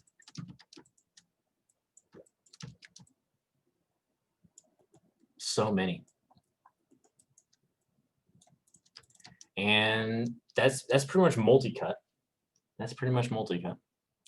I'm going to introduce one last tool to sort of cover the day. I know it's been a long day. We covered a lot of shit. We were showing some art styles, showing some nice modeling tools. But this will be the last tool of the day, I think, right? I'm pretty sure. Trying to think of the homework. After this, I'll go into the homework and I'll just basically show you guys exactly what to do for the homework to finish it.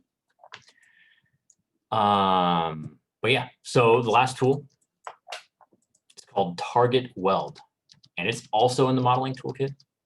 So if you want to find all these things in your modeling, all these tools that we've been using, they're just readily available in the modeling toolkit. Right there. So the main ones, Extrude and Multicut and Target Weld. Target Weld, Multicut, Extrude. Think about Target Weld as kind of the opposite, or whoops, sorry. Think about it as like sort of the opposite of creating geometry. It's always going to be collapsing geometry. It's going to be simplifying it. So if you click on Target Weld, oops, you'll be in Target Weld mode. And you can weld whatever you want in this mode, be it vertices or edges. Not faces though, just vertices or edges. Remember, if you want to switch between them, you can always hold right click, go to edge, hold right click, go to vertice. And there we go. So say I didn't want as many verts right here. I can start to just drag from one vert to another. Boom. Bang. Pow. See that? See that's just collapsing. And I want you guys to play with these tools because like it's just going to help build your sort of weaponry, your conceptual weaponry on how to approach these shapes and make geometry, you know. So yeah, it's just gonna be a lot of practice. It's exactly like drawing, you know.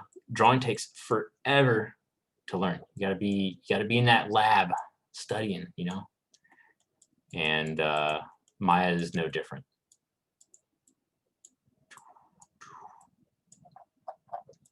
So yeah, we can just keep welding these things together.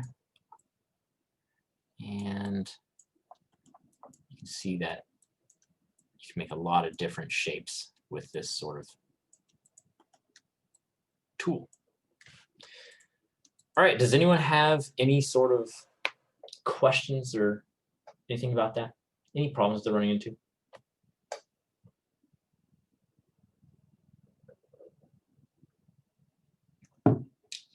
All right, so just to refresh,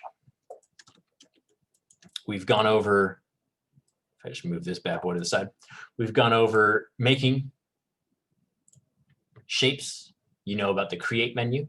There's a lot of, feel free to explore all these different shapes that you can make too, guys. You can make some really cool ones in here. So we went over making shapes. We went over duplicating shapes. We went over moving, scaling, and rotating shapes. We also went over 3 tools in the modeling menu right here. So if we go to face mode, we can extrude. Multicut, we can insert edge loops by holding control, or just kind of cut off the rails. Inserting edge loops is probably the safest though. But we can create a lot of cool shapes this way.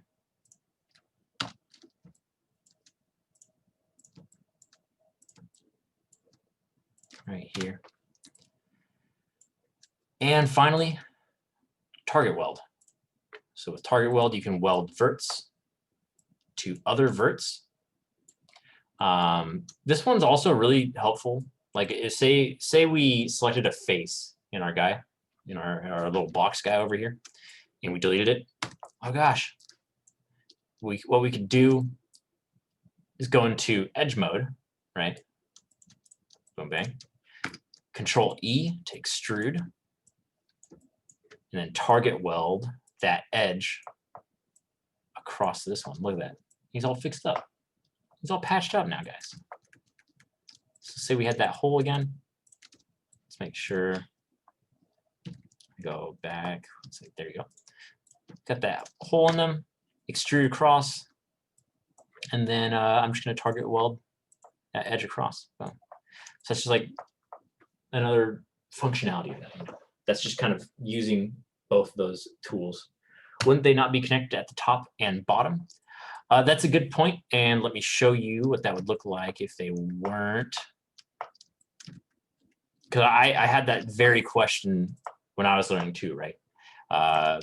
So if I had some edge loops cut in there, oh man, my computer's going slow now. No, compy, I'm sorry. If I delete all of those, you're basically saying that if I extrude this out and then target weld, it's basically like the same as this, right? You're saying that like there'd be a gap, like there'd be like a tiny gap in there, right, Joshua? But the thing is, when you're working with just one span right here, Control E,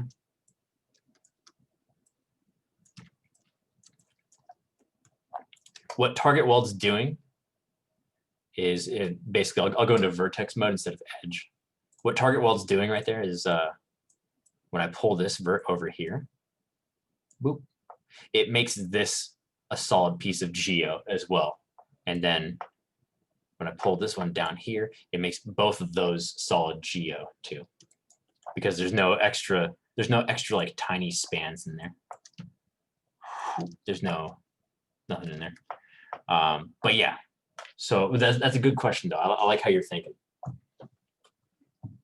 I like how you're thinking, Joshua. I target welded my shape out of existence. You just crumpled it. Can you demonstrate how to cut all the sides at once again? Yeah, absolutely. Thank you for asking. If we go into multi-cut over here, and we can make normal cuts like this, but if you hold control, it'll make edge loops. Boom. right there. Is it same for Mac too? Oh, in terms of hotkeys, it should be. I think Mac does have the control in the bottom left, correct, of the keyboard. Yeah. Yeah, I think that one's the same. Whenever I'm using Alt, though, usually on Mac they use Option instead. That's the main difference between Maya on Mac and PC. Okay, thank you. You got it. You got it. But yeah, so you guys might be like, how do we make everything out of this? But I just kind of want to give you some ideas, you know, like just before I showed you making that hat, but with multicut, if I make 2 edge loops in this, I'm gonna kind of go through that hat a little bit slower.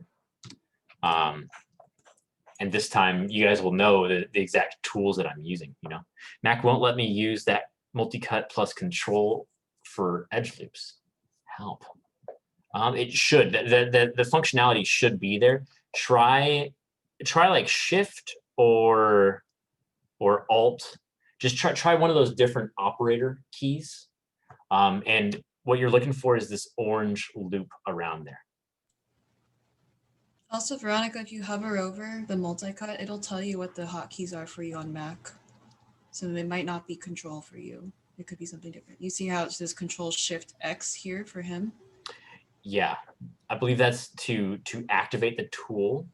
But if you go into, let's see, if you double click it, maybe it gives you some more options. No, tool settings. I'd like to see what the, let me see what the Mac hotkeys are.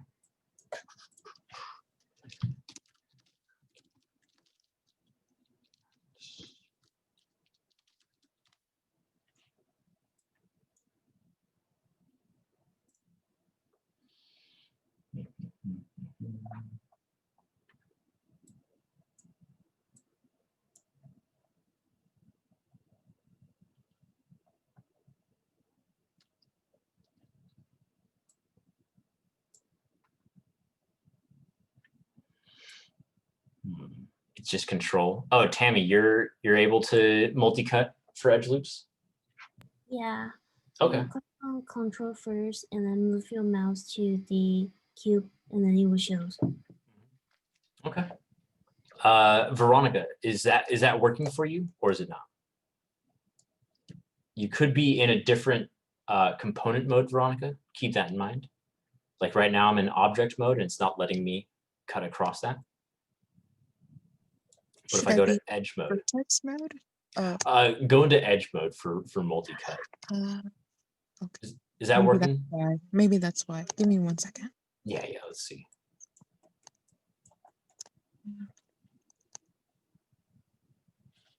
Okay, that's a different thing.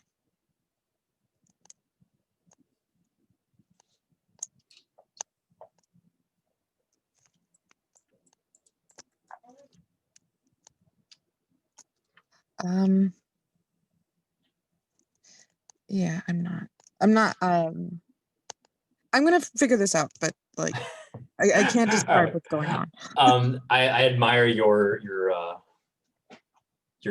courage facing this issue, but yeah, just remember to make sure your multi-cut is highlighted in here, because if you're like in a different tool, then you're not using multi-cut.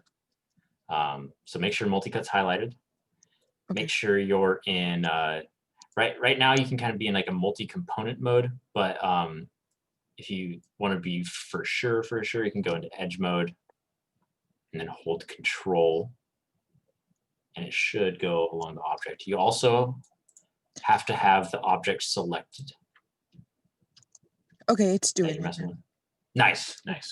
Yeah. There we go. For the most part, yeah. Okay, thank you. There we go. Yeah, no, that's my favorite. Another problem bites the dust, you know. So yeah, so I'll just walk you guys through making that that hat again. Let me just delete all my stuff.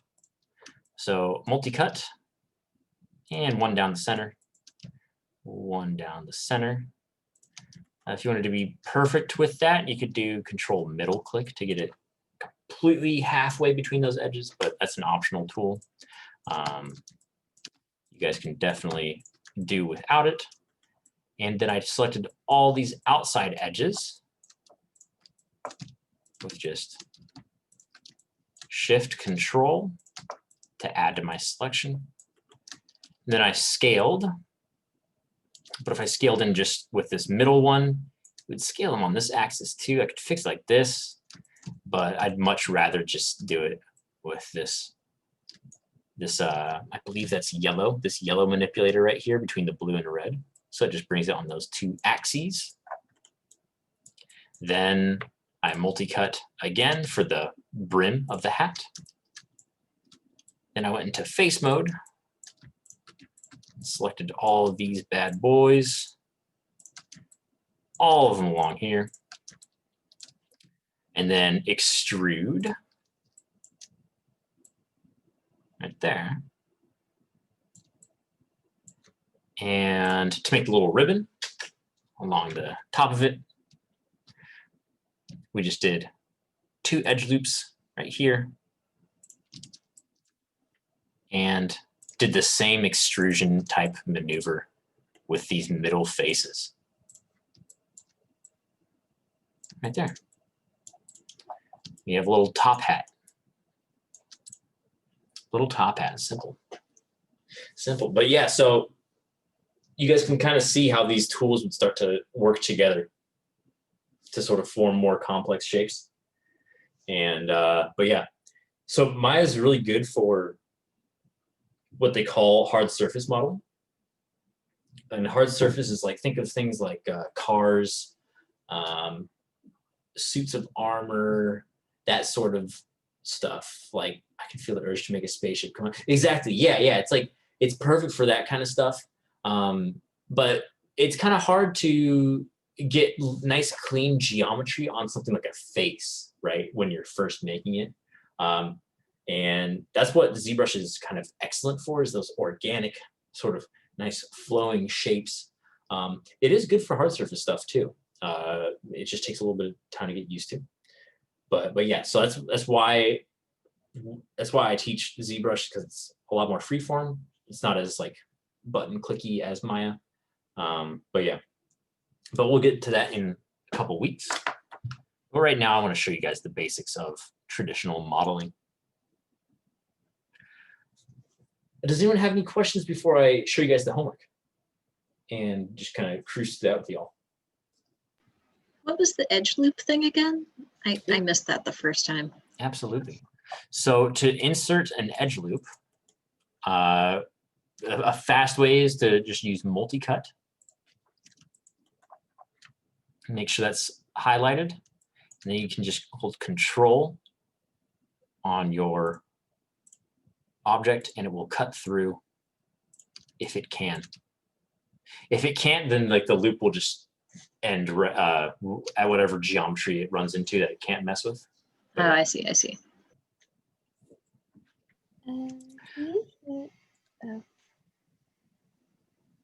What's that? How you make the top of the head brown? How do we? Oh, top of it round. Okay, yeah. Let's. I'll just make a new one. Right here. So first steps first, and I'm glad you asked this, because like we're gonna go over. This is gonna be part of the homework. Making a little cube into a hat. So I make 2 edge loops, right, with multi-cut. That's my first step. And I'm just doing that down the center of that cube. Right there. Then my next step is I gotta start moving the edges into that shape. And you could potentially do this one at a time, right? You could select this edge and just use your move tool and move it in like that. And you can select this one and move it in like that. You can select this one, move it like that, and move it like that. So that's one way, right? But as you saw, that took like a lot of work. First of all, second of all, it's imprecise, because like those are all like I probably messed up the shape of these. Like, yeah, look at this one. It's like hanging out there. So I'd much rather do something that affects all of them. So I'm just gonna, I would click this one, and then Control-Shift-click this to add that to the selection. I now have this one and this one selected if you can't see that. Then I'm doing the same for this. And I'm Control-Shift-click adding this one as well. And then I can scale them down, right? If I just pull those, if I shrink those in, I can just scale those in. But if I do that middle axis, it kind of pulls all these into that center point. But I want just this axis and this axis to go. And yeah, so that's how you do it. I did use this side one though. This one that pulls the blue and the red right there. That's all I did. You got it. Any other questions before we move on to that nice homework? Oh yeah. Oh yeah, you guys look excited for homework. It's gonna be invigorating, everyone. Trust me. All right, let's move on.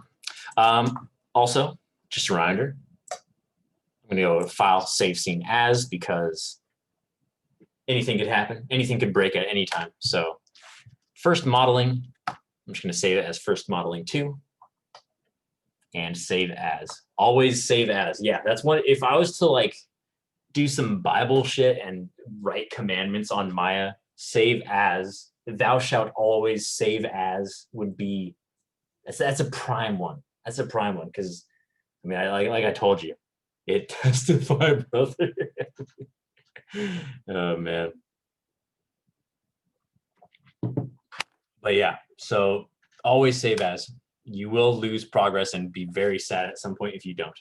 I'm just warning you. If you don't do that, then you're just risking it.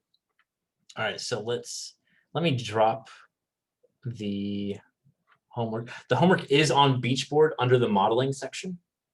However, I'm also going to drop the file into Discord, so we can just grab it off there. Just for ease, let's see. Let me make sure this is the right one. File, open scene.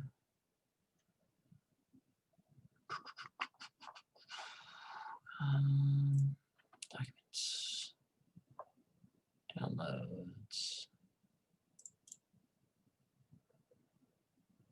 There we go. Mike's modeling obstacle course. Also, Mike, you got a link to your YouTube where you will be posting this video? Yes, absolutely. Let me get that for you. Here we go. Hope I zoomed out so far with my project is gone and I don't remember how I did it. Wait, let's see if the key works without looking at anything. So if I'm over here, yeah. All right, so press F. Just press F key. Remember F for focus if you get super far out of whack. There you go. There you go. The world makes sense again. What the fuck is a spoon? Rodney, you got a problem with a spoon? Come on. It's a nice little spoon. You can do it. Nothing spooky about that. Why dissing a spoon? I wasn't knocking it off. Oh man.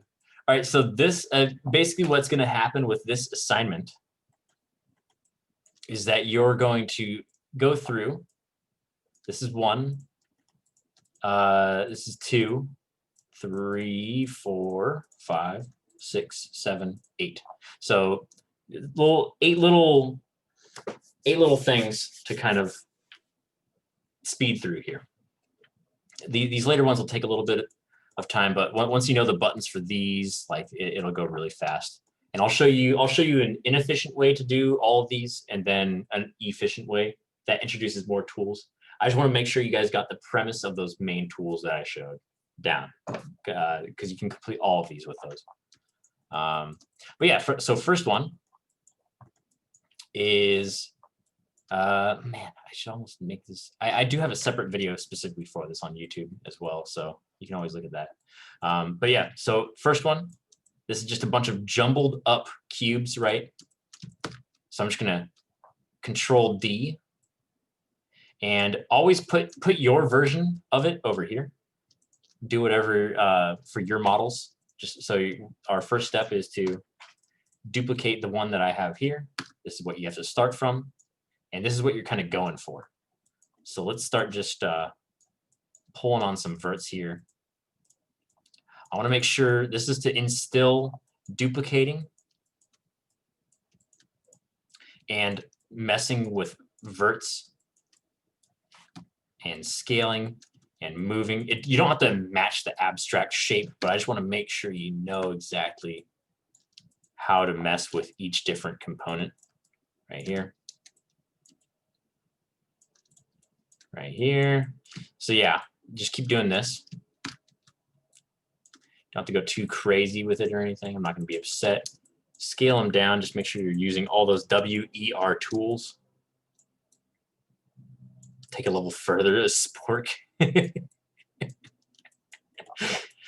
speed.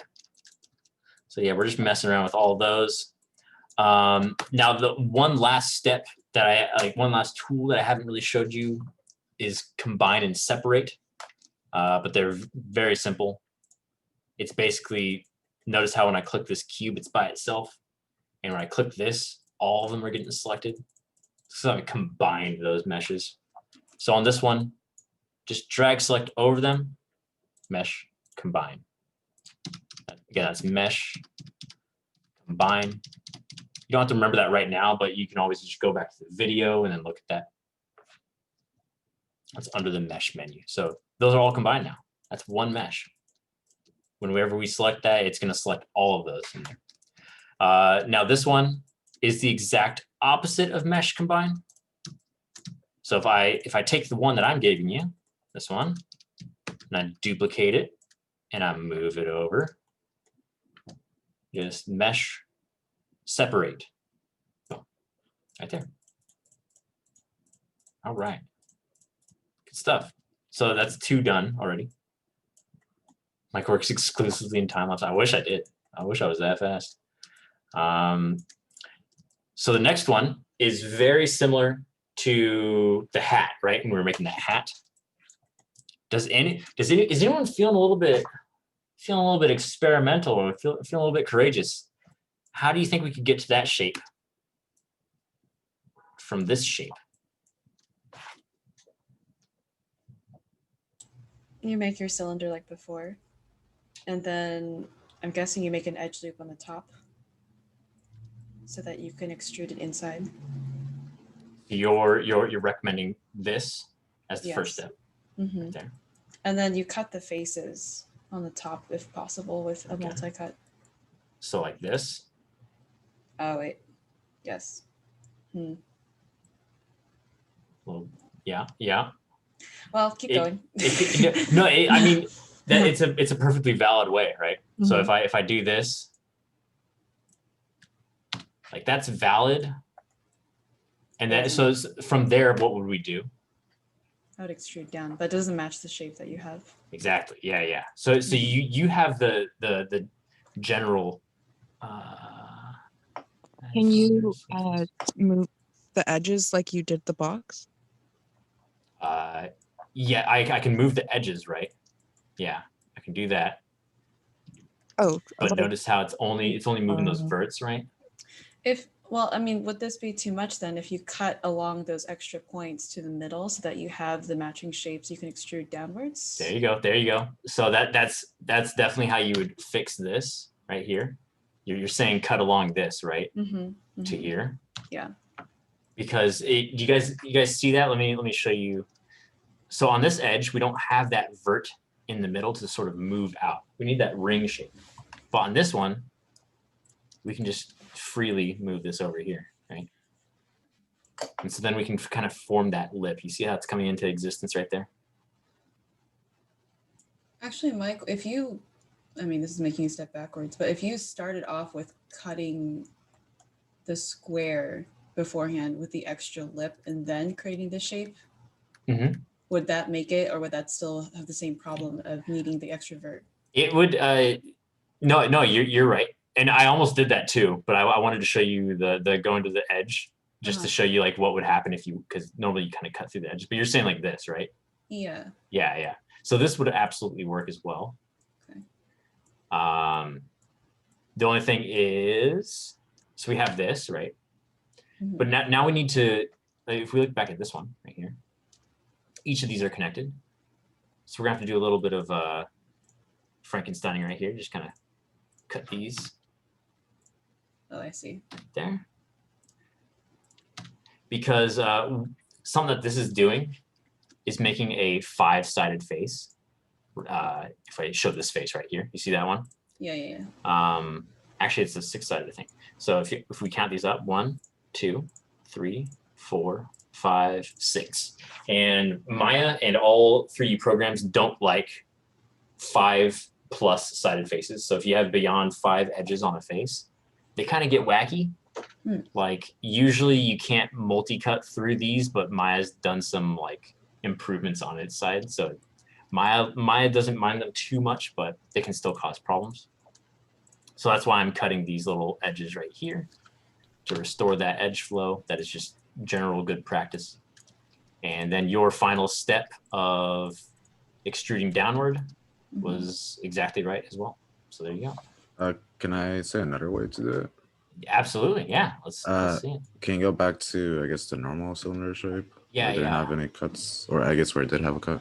Yeah. I'll let me do this right here. And then scale that in. All right. So then for that one, wouldn't you be able to click the faces on the top and then scale that down and then extrude it down? Yeah, yes, exactly. So that's the big brain, like the next level maneuver, right? Because and this kind of unlocks a little bit of sort of concept that you can make extrusions with a multi-cut, right? So if I extrude this inward, so I just pressed I got those faces selected. And then if I scale those down, see how it's the same exact thing that we did manually when we were multi-cutting. But it's just one step right there. So that I want you guys to think that like a lot of the shapes that we make are you can approach them in different ways. And some ways might be faster, some might be slower. But yeah, they're all valid ways to make the shapes. That's why I was saying you could go as far as to make like Thor or Captain America's armor like straight up in Maya with these techniques. Like and it would work because you can definitely move the shapes around. But yeah, hand modeling each pore in his skin though, that sounds like hell. So so yeah, that's why we use things like ZBrush. But yeah, awesome work, guys. Like that was good thinking. I liked every single step of the way that you guys were kind of solving that problem. Yeah, that was fantastic. So how would you guys go about sealing this gap up right here? Right, so we're starting with this one. We always start with this, the objects that are on the origin line right here. So let's duplicate this one right there and move it over. So this is our version. So how would we fix this here? Using the Multicut tool. Okay. And then what should we cut up on this bad boy?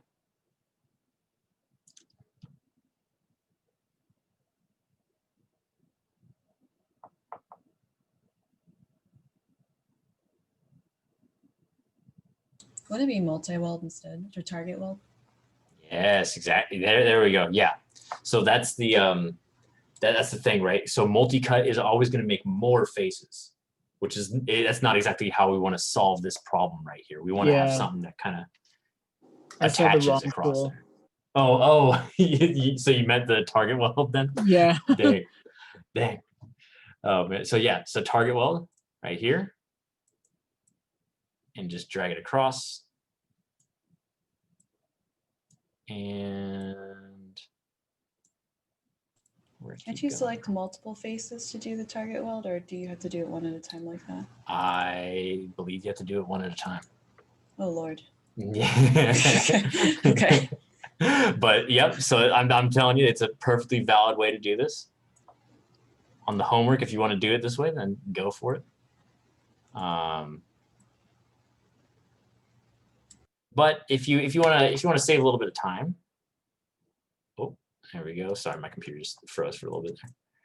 If you want to save a little bit of time, and this is why I want to be clear that you can make basically anything with those multi-cut, extrude, or target weld tools. But there's other tools that help us just save the time. So if we select along this edge, and I'm just going to left click that edge and then double left click this one. So this entire swooping edge right here is selected. And then I'm going to shift or control shift, select this one, and double left click shift, select that one to get that whole edge. So that's just fast selection right there. And then do bridge. Boom. Just does that in one operation. Right there. So it's a lot faster for stuff like that. But as I said before, it's not necessary. You can still get good results by just target welding. But I want you guys to be aware that there's tools out there. I don't want you guys going home being like, man, this is so slow welding all these individually. But like, nah, we got some tools for that. All right, this one. How do we go about making this? Let me actually enable wireframe on everything for you guys. That way you can visualize it a little bit better.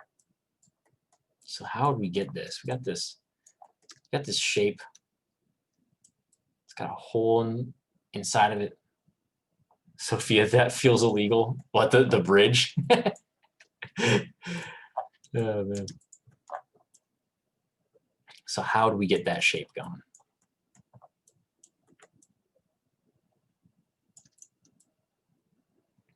Any takers? You just make a square in the middle and then drag the faces down. Yeah, so that's pretty much it. Yeah. Which tools would that be though? Just so you're thinking in terms of tools. Multicut. Multicut. Oh, Edgar's not convinced. He gave a wincing face. We all saw it. We all saw it in the Zoom call. So Edgar, stop. Edge line tool or edge line tool. Or I don't know what the name of that tool is that you're using to make that line. Oh, that's Multicut. Yeah, that's Multicut. Is it? Y'all are on the same page then. Yeah, this one, right? Yeah, I guess. I thought there was one where it like makes a line throughout the whole cube. Yeah, that's the same tool. It's just holding control. Oh yeah, that's what I meant. And see how I can outline this over here. Yeah. So Edgar, you're saying I should make it right here? Inside on the top of the square. On the top. So you're saying like this. Yeah. Right there. And then make another, I'm guessing. Make another. Right there. And right there. Oh, but now I'm seeing it's different than the one you made. It is, but the visual shape that we're creating is the same. Okay. It does have different topology, though, is what you're noting. Mm-hmm. That means just kind of the geometry that makes it. So what would we do from here? Kendall has a good idea. So to make it that shape, we can target weld the corners right here and collapse that. Oh. Good thinking, y'all. Good thinking. There we go. Man, this is so much fun. We should just do group critiques on modeling all the time so we can just make some nice gains. And then select faces and then drag them down. Select the faces, and then if I just drag them down, notice how it pulls them all. So we need another tool in there, right? Extrude, maybe? There we go. There we go. Man, Y'all are catching on fast. Here we go. So now we have that, right? That sort of shape. How do we get it? Because this one we can see all the way. It's a hole through the cube, right? Oh yeah, it is. Okay. Mm-hmm. So you could just like select the faces down there and delete them. Yep. Yep. Look at this. Look at this. Edgar's getting it. Now. I've taken a class like this before. Oh, he's cheating. He's cheating. You have some edges that are open though, or spaces that are Oh, open, yeah. the blacks. Mhm. Also, didn't we solve this earlier with the cylinder? Yes. Yes. Okay. Kind of. It's like, It's basically the cylinder with like an extra step in there. right. So now we have this hole that you were talking about, Sarah. So you could target weld that to restore the faces, I suppose. yep, absolutely. Absolutely. Can I say it looked like you just, made a cross or an X on the corners on top and then just took the cut tool and then made a square, just like kind of how you did with the octagon? Yeah, we Maybe, I don't approached it know. a little bit. Yeah. No, I think I know what you're saying. So you're saying that we did this up here, right? But you're saying that there's a better way to do that? It looked like you only did that, like you drew the square on top instead of doing it all over the cube. Do you know what I mean? Oh, you're saying back here, on this one I did. Oh no, for this one, the one that you. Oh, you're made saying this square. the finished one. Sorry, my bad. I didn't realize. That's okay. Yeah. It looks Yeah. like you took the top and nothing else is just a regular box. You kind of just went to the top and then kind of drew from each corner. Yeah. And you did the cut from those corners and then just went down. Pretty much. The only difference is, and Sarah noted this, is that it's exactly the same way that I made the cylinder. Instead of drawing that X on top with like multi-cut, like instead of doing this, or yeah, instead of doing this and that, what I did was I just went to face mode on the top and the bottom. And I did Control E or extrude right here. Boom. And I pressed R to scale, brought in both sides, deleted, edge mode, and I'm just double clicking that edge to get the whole loop of it. And I'm just shift double clicking that bottom one, bridge. So that's the that's the way that I made it. And then these kind of ones across the middle, those are just kind of there to mislead you guys. I'm sorry. I shouldn't have broke you guys' trust this way, but yeah, those were just to kind of distract and see if you guys could figure out that. But yeah, but still, like, look at this. Like, you guys have made all the objects so far. I mean, I didn't take the time to finish this one up, but yeah, you guys got it going pretty good. So I think I missed something. Why did you use target weld in the previous square or cube? In this one? Mm-hmm. Yeah. So let me restore back to. Unfortunately, if I undo now, it's gonna like undo this one as well. But I'll just get it back to a point that's similar to where it was when we did the target weld. So we extruded down from the top. Like, we pulled this down and then deleted the face. So there's this empty space in there. Remember that? Yeah, I thought you did it at the top of the square for some reason. Maybe I misheard. Oh, yeah. So we pulled it down first, extruded down, and then we deleted all those faces on the top and bottom there that make up that hole. And then that's when we went back in and target welded. And you could do this in vertex or edge mode. I just do edge mode because it does 2 verts at the same time, so it's a little bit faster. Okay, but you didn't do any target welding before that? Maybe I misheard. Oh, yeah. No, you're right. You're right. So let me walk you through the whole methodology that I think Edgar was saying. So Edgar's approach was to multi-cut up here, right? To get that sort of square in the middle, like this one, and then extrude that down. But as others noted, mine had these like diagonal lines, right? Right here, right here.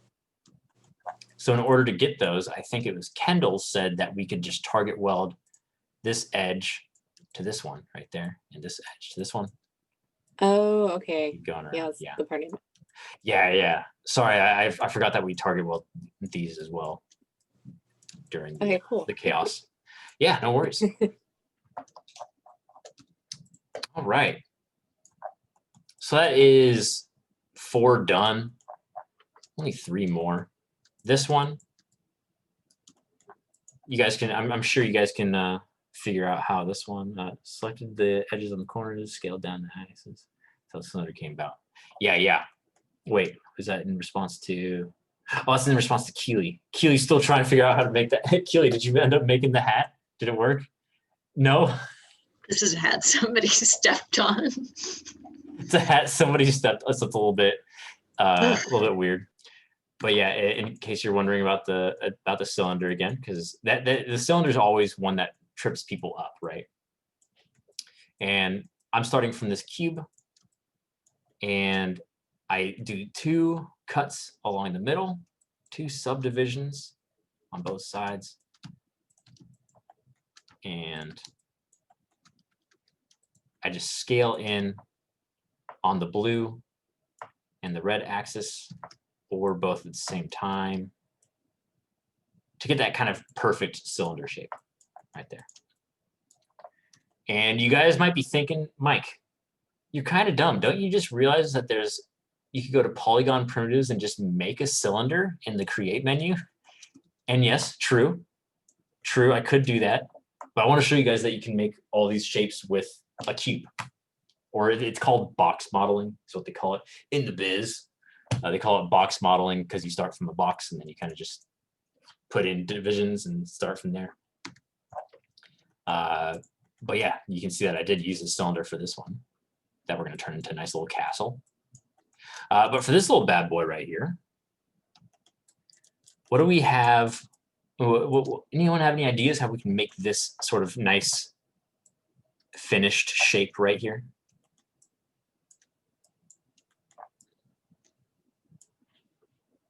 Bridge. Ooh. Yeah. Okay. So you're saying, which ones should I bridge between? I do not know. I was paying slightly partial attention because when you were doing this, I was also trying to figure out the cylinder. The cylinder. But no, that's classic. But you are onto something, though. You are onto something. You could do it this way. So which ones are we bridging, Keely? it's just like you just select one on one side and one on the other side, and then they bridge together, right? There you go. Yeah, you right. There we go. Now where are we going from here? Up or down? Up or down. So you want to do this? You want to go on this? Was not what I was thinking, but that would probably work. I'm glad it's not what you were thinking, because as you can see, it would it would not work quite as well. But you mean like this, like down like this? Yeah, just do like another stripe and then another stripe. Yeah, that'll work. Now, what about for these bottom ones? These bottom holes right here. Can you not just do the same thing? Well, if I went here and here, and I bridged, that would work. But then I have, like, you see these edges right here? If we start selecting them bad boys and moving them around, see how there's still a hole in the mesh? Right there. Now, I believe it was Joshua was asking about this sort of scenario. And the only reason that worked was because we had, on the model he was talking about, we had just one empty poly right there. So if we bridged across this, boom, right there, this is now one solid edge. But since we had so many verts between these two edges, there's now a little bit of a hole in there. And that concept's going to take a little bit of time to sort of kind of sink in, and you'll need to mess with a lot of topology in order to kind of understand. But right now, we only connected, boom, 1 second. We only connected across from, I'll basically do a bridge in slow motion. So if I extrude this out right here, if I pull this out, see how it's extruding across and these ones aren't connected at all still. And then when we bridge, it brings it over here and snap welds it together right there. So do you see how those verts right here kind of got left behind? I know it's a little bit of an abstract sort of puzzle, but yeah, does that make sense on how those verts got left behind right there? Susie's nodding yes.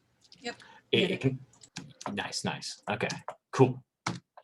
You can also visualize it by just moving the verts away from it at the start and then doing a bridge right there. So you can see how it kind of made that bridge.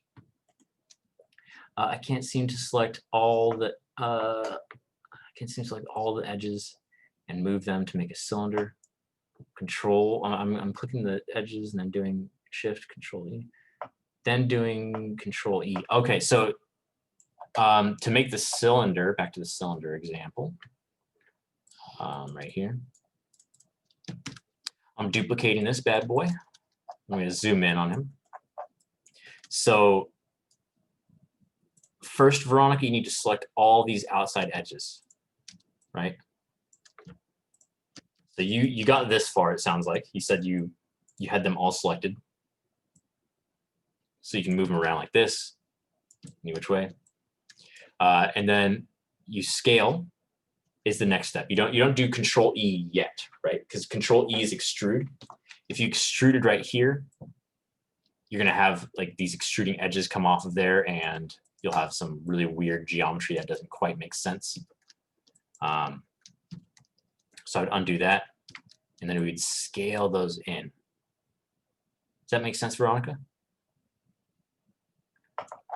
Yeah, I'm still struggling with, clicking on the shape and Well, yeah, it's kind of hard to select some of these things sometimes because they're so tiny, But yeah. yeah. I don't know. I'm trying not to get discouraged. It's just a little hard to describe what's going on. Oh yeah, no, I wish we could all share our screen at the same time, and then watch all of each other's, because that would be super useful for me. I think that's possible. Like, You can have more than one person share their screen, at least two at a time. You can, but they can't watch each other. Is the thing, I don't think, right? Like, have you guys seen that happen in Zoom? Because if it is, then I'm very interested. Like, I host some club meetings, and I know sometimes two different people stream their stuff at once. mm-hmm.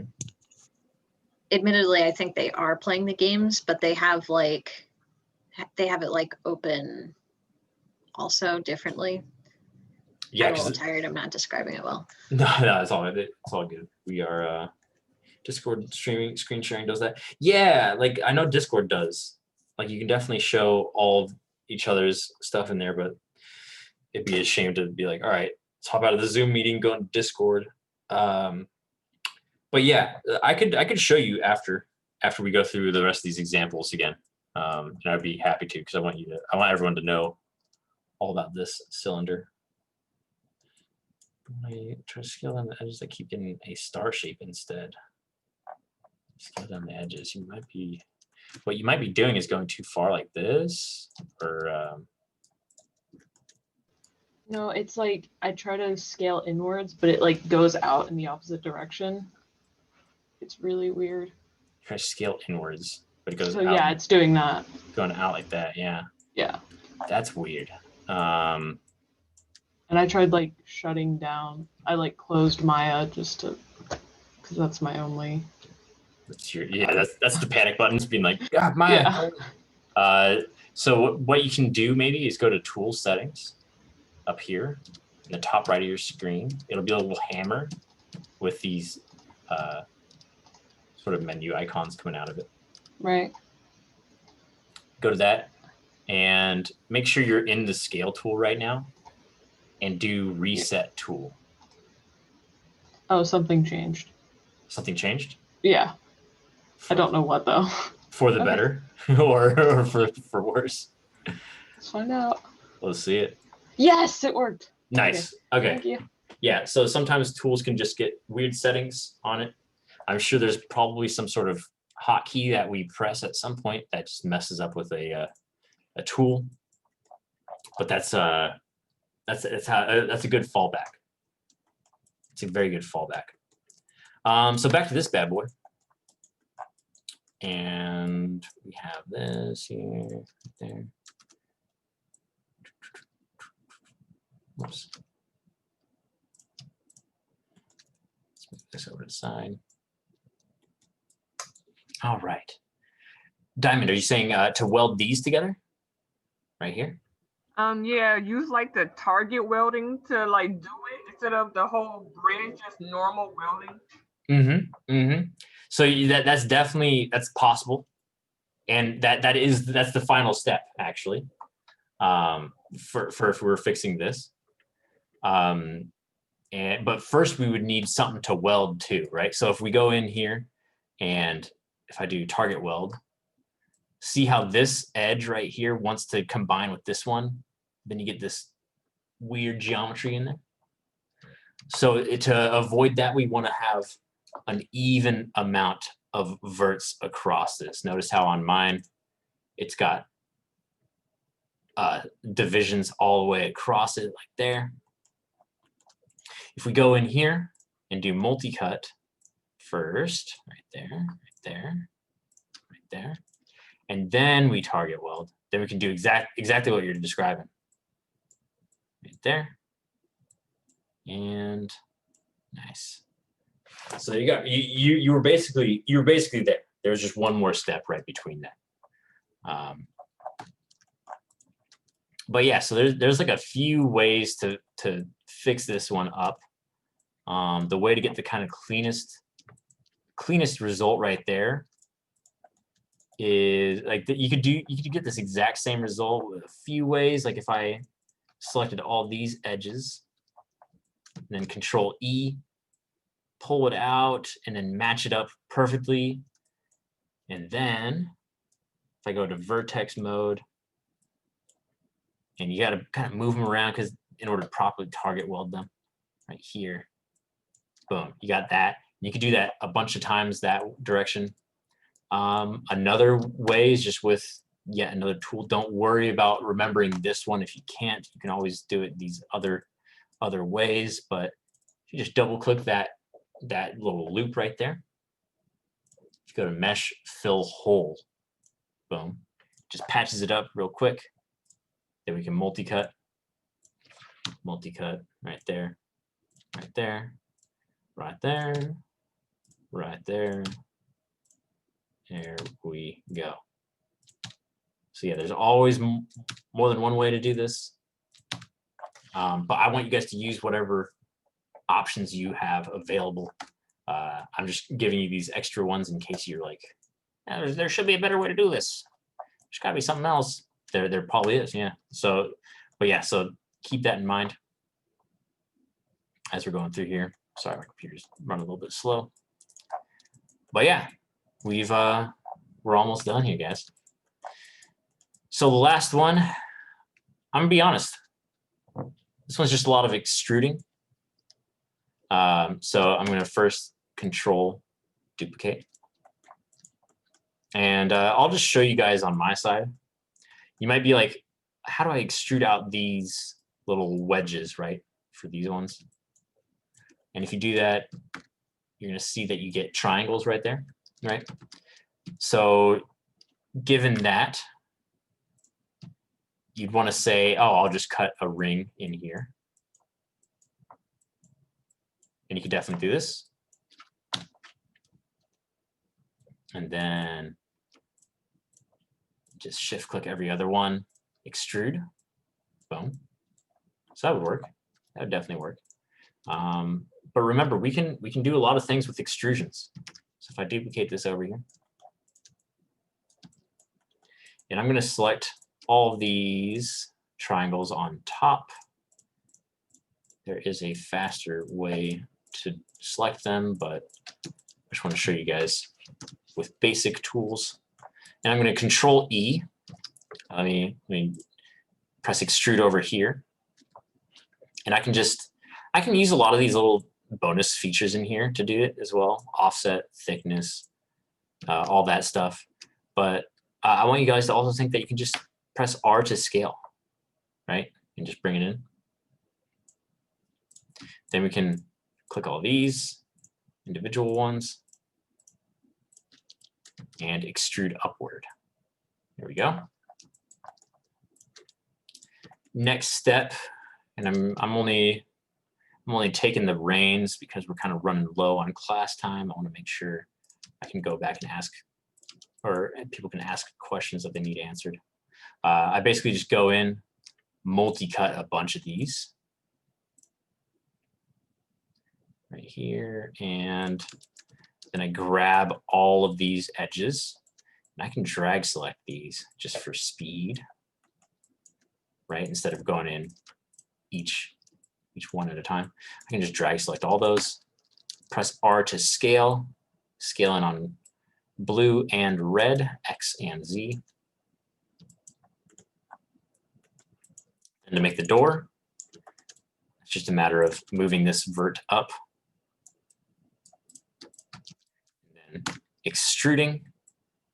I'm just using these little easy tools right here again, extruding. And then extruding this edge as well. So basically a lot of extruding. All this was done by extruding except for these little subdivisions along this up here. I just used multi-cut for those, to put those in there.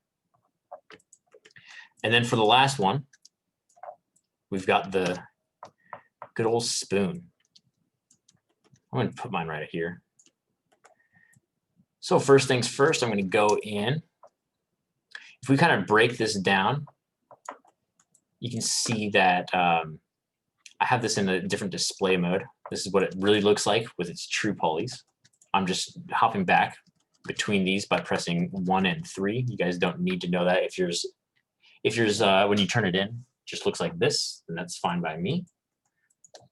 But I just wanted to show you that. Let's scale this down. And I'm just scaling this cube into that sort of spoon shape right there. Right there.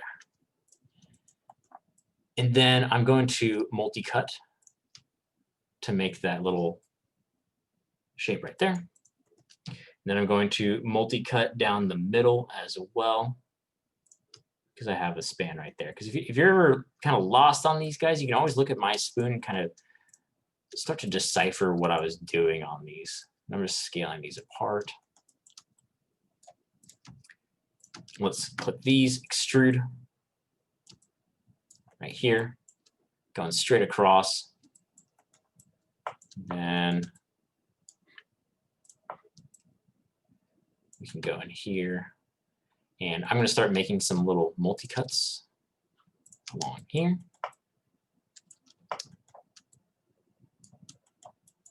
And we could just straight up, we could either have extruded these outward to make that sort of these beveling shapes, or we could just take our multi-cuts. Either one's going to work. Your geometry might look a little bit different in the end. That's fine. Ain't nothing wrong with that.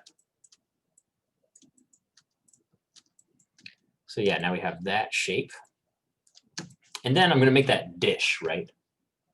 And that dish, notice how it has these like sort of rings around here. You see that? This ring of edges right there. That always tells me that there's an extrusion happening, because that's the effect you get whenever you extrude. So what we can do is select all these bad boys right here. Control E to extrude. I'm just gonna, I could either scale or use offset at this point. And let's fix these up so they're not too rigid right here. Let me go into vert mode. Kind of just move these back in. Boop. And select these, extrude them in. Actually, you just pull them down and scale them in. Like that. So if that's how your spoon ends up looking, I'm not bothered. That's perfectly fine by me. That looks great. It doesn't look. It probably looks a little bit different, right? Like there's a little bit more polish on this one. I've softened up the edges with a bevel, and when you press 3, it looks good in the smooth. This one's going to look a little bit less rigid in there, but we don't have to worry about that, guys. I just want you guys doing this. I would request, however, that you go for making this little hoop in here. It's exactly like this assignment back here, but just in the base of the spoon. Right there. And then delete those. Edge, bridge. There we go. So yeah, that's basically the homework. So I know it's gonna be an uphill battle trying to remember all those tools, but remember, you can make every single one of those shapes, every single one with just extrude, multicut, and target weld. It will take longer, but you can make them all with extrude, multicut, and target weld. I just want you guys to be clear on that, because I know throwing so many tools at you guys can get wild. But yeah, just remember extrude, multicut, and target weld. And these ones are just mesh, combine, and separate. That's pretty much it. That's pretty much it. If you have any questions about this, I broke it down well. I hope so. If I did not, and you need extra help, like message me on Discord. Be like, yo, what's going on with my scene? Send me the scene file. I'm always down to chat. I want you guys to have access to all the information. This will be uploaded online as well. Probably tomorrow at some point, because I have to work after class. So we're gonna be cranking away into the night. Oh, you will get more chat from my confused brain. That, Veronica, that's the best though, because honestly, I can say with 100% certainty that someone else has the same questions that you do, and you just I'm just glad that you have the courage to ask them when you do, because it just is so useful for everyone. So there is a link sending us this file to work on. Yeah. Let me pop that into. I'm going to pop that into Discord right here. Boom, copying. And it's also on Beachboard. So you'll be able to find this exact file on Beachboard. I like Discord though, because it's just simple. You can just drag and drop, and then you guys can just press the download button down here. But yeah, so yeah, I know it's a big crash course in Maya stuff. But I don't know. Every semester the students always do amazing things. So I have no question in my mind that you guys will be the same. I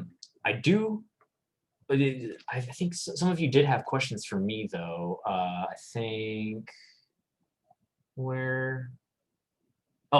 Yeah, Rachel, we wanted to talk about computer stuff.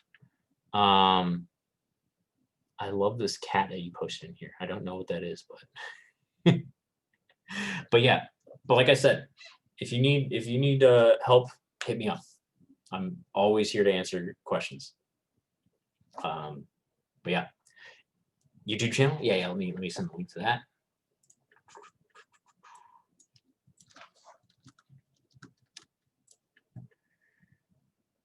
Right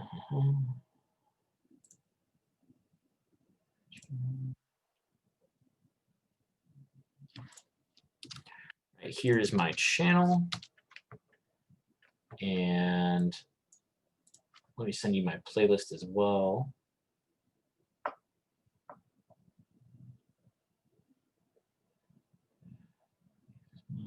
There we go. All right, guys. So you just opened up Maya for the first time, and this is what you see. And this is the playlist. So when you open up this playlist, you can just go through literally everything we talked about here.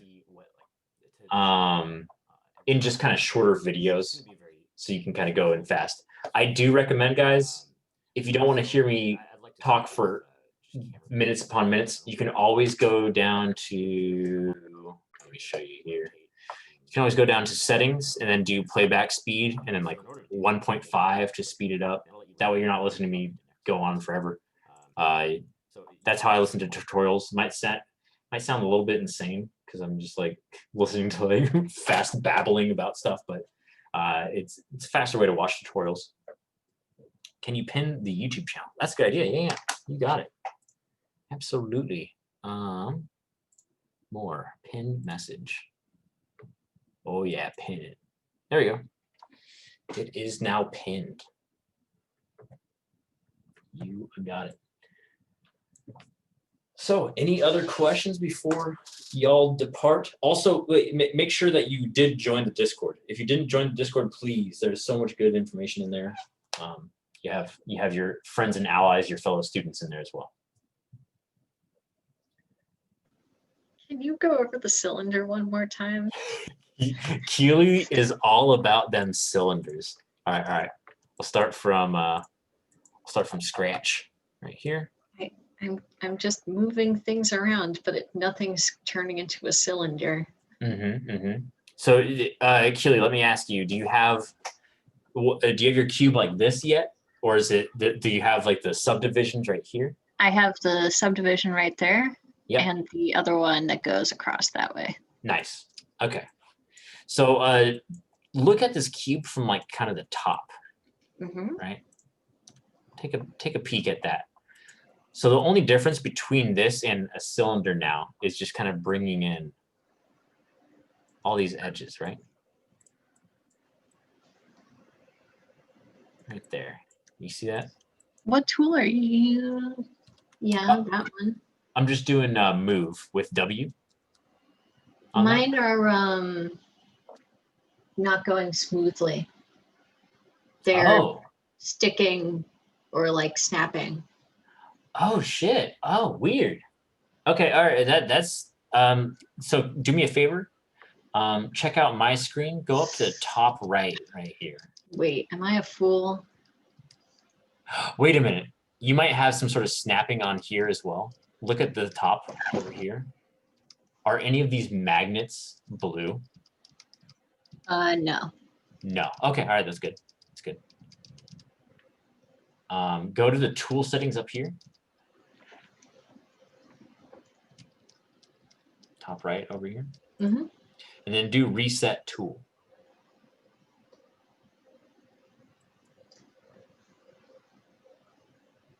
And then now it works. That's great. Nice. Yeah. So everyone take note. Resetting tools is if something's not behaving how it is in a video on my end, always be sure to reset your tool. This could be something like that. No problem.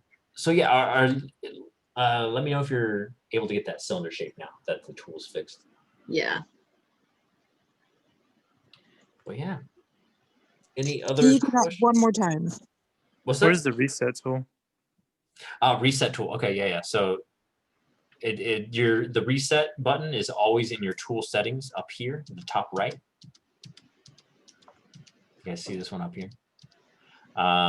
So if you're ever having a problem, then pop that open, and then there's the reset tool button right there. Okay, got it. Thank you. Nice. Awesome. Awesome. I just had one question. Where was the outliner tool? Outliner. Yeah. So outliner is a different window. And if you like organization, then you're going to love the outliner. We go more into depth in this during rigging, but to find it, go to your Windows button right here, and outliner right here. Thank you. No problem. Then you'll be able to see everything that I got in this scene. Lots of little guys right there. Yeah. Any other questions, comments, anything? I'm doing those. I finally learned how to select the edges, but now they're all moving in the same direction. Absolutely, right? Because if Always you're my toes. that is how the tool works, right? So if you select all these, then they're all going to move in that direction, right? They're all moving as one, because you're telling Maya, like, look at this edge, look at this edge, look at this edge, and this edge. And then Maya, go move all those edges in the direction that I'm dragging you. So that's working as intended. But if you want to make the cylinder shape by just moving individual ones, you can do that as well. Let me like restore the boxy sort of shape right here. 1 second, Maya's slowing down. There we go. So you could just go in with each edge and move them in one axis at a time. Right here, right here, right here, and right here. And right here, and here. So that works as well, yeah. That'll do it. But if you wanted to do all of the edges at the same time, like it sounds like you're trying to do, let me get back to where you are probably here. You can just scale down on blue and squeeze in on red with scale. Do you press like a certain button to get the scale? Yes, R. So remember W is move. I was pressing W. Yeah, W is move, and then E is rotate. Right. And then R is scale. Oh, okay. I think that's what I was missing. Let me try that again. Yeah. And remember that there's a little hotkey picture on Beachboard. I'll send that around after class though. That was what I was missing. Thank you so much. Nice. All right. Any other cues, questions, comments? So we have to replicate these shapes, right? Yes. Yeah. You're just going for replicating the shape that I made. Again, when you open it up though, your guys is going to look emptier and make more sense.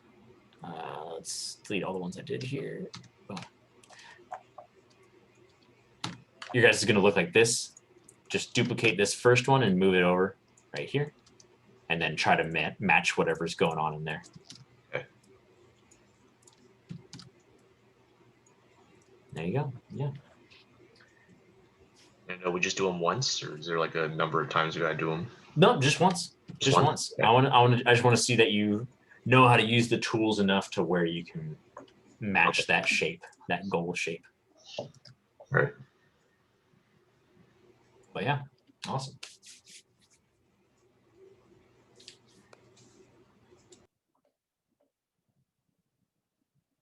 Any other questions, guys?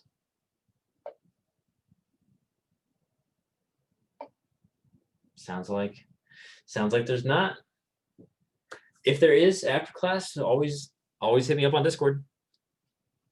I'm not lying when I say I'll respond. I think the latest I've responded to a student was when they asked me a question at 3:30, and I was already I had Discord on my phone in bed when I was about to go to sleep, and I was just like extrude. So yeah. So for the one with the flat square, yeah, do we have to create like the broken one and the full one, or do we only do you want to just the flat square? This one? Yeah, this one. No, yeah, I would just do duplicate, move over. Okay. And then patch this up right here. Right. Well, or like, do you want to show it? Do you want to see one that's like broken, one that's like full?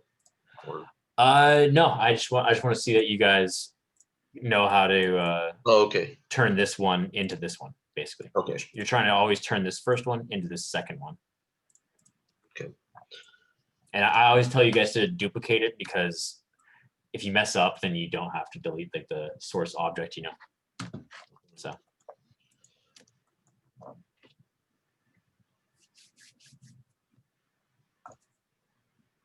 All right. Well, if you don't have any more questions, then you guys are free to head out of here. I'm just gonna sit here as well and talk to Rachel about computers and stuff. Keely, you seem to be pretty good with deals and such, so maybe you'd want to chime in on that conversation, but I don't want to obligate you to anything if you don't want to. I can stick around if you want. Nice. I've been trying to patch together like a VR computer since like last November, so I've been scouring everywhere looking for parts. You've been visiting the virtual junkyards of the internet. Absolutely. Trying to find some gems. Very nice. Mike, this is probably like far beyond us for now, but when we talk about cartoon shaders, it's like later on the semester. Okay, I'm very interested in those. Yeah, no, absolutely. There's also like people make their own custom ones too. So if you Google around, you might be able to find some cool ones. They usually sell them on their own Gumroad though, just so you know. Right. But yeah, there's a lot of them out there. Okay. Yeah. Cool. Thank you. You got it. All right. Okay, guys. Well, sounds like there's no more questions. So you guys are good to go. Good luck with the homework. I will be opening up the Dropbox. And I think you see you on Discord, Veronica. Veronica's ready for questions on Discord. I like to see it. So this will be due next class. This will be due next class, yeah. At the start of class. Yeah. Yeah. Sounds good. Thanks. Awesome. Good night. Thank you. Adios, amigo. All right, Have a good night. Take care. See you guys. Thank you. All right. Good night. See ya. Thanks for bearing with it. Hopefully I can get something done Good by night. next class. Yeah. Yep. Night. Yep. Hopefully. Yeah. Absolutely. So Rachel, what do you what kind of budget do you have for this then? So I have managed to save a significant amount, and if I buy it now, I'll get the money back in my tax return. So I am interested in investing in a more permanent solution, not just like I just kind of need it now. So I am looking to I do have a bigger budget. I'd like to avoid going over $2,000, but yeah, you definitely can. You definitely can. When I say you can definitely avoid going over $2,000 as well. Like you don't you don't have to spend that much money. So essentially, because I am interested in learning more 3D, but it's never really been my focus just because it's always been very difficult. I'm not sure if it's the way I'm wired or the way it's been taught to me. But 3D has always been very difficult for me to grasp. So I'm much more on the 2D spectrum. I use Procreate, Photoshop, that sort of stuff. I've always, well, have you ever learned ZBrush at all? I've never had a chance to look at ZBrush before in my life. Okay, you will in this class. I'm really interested. I always have been. I've just never really had the resources or the time or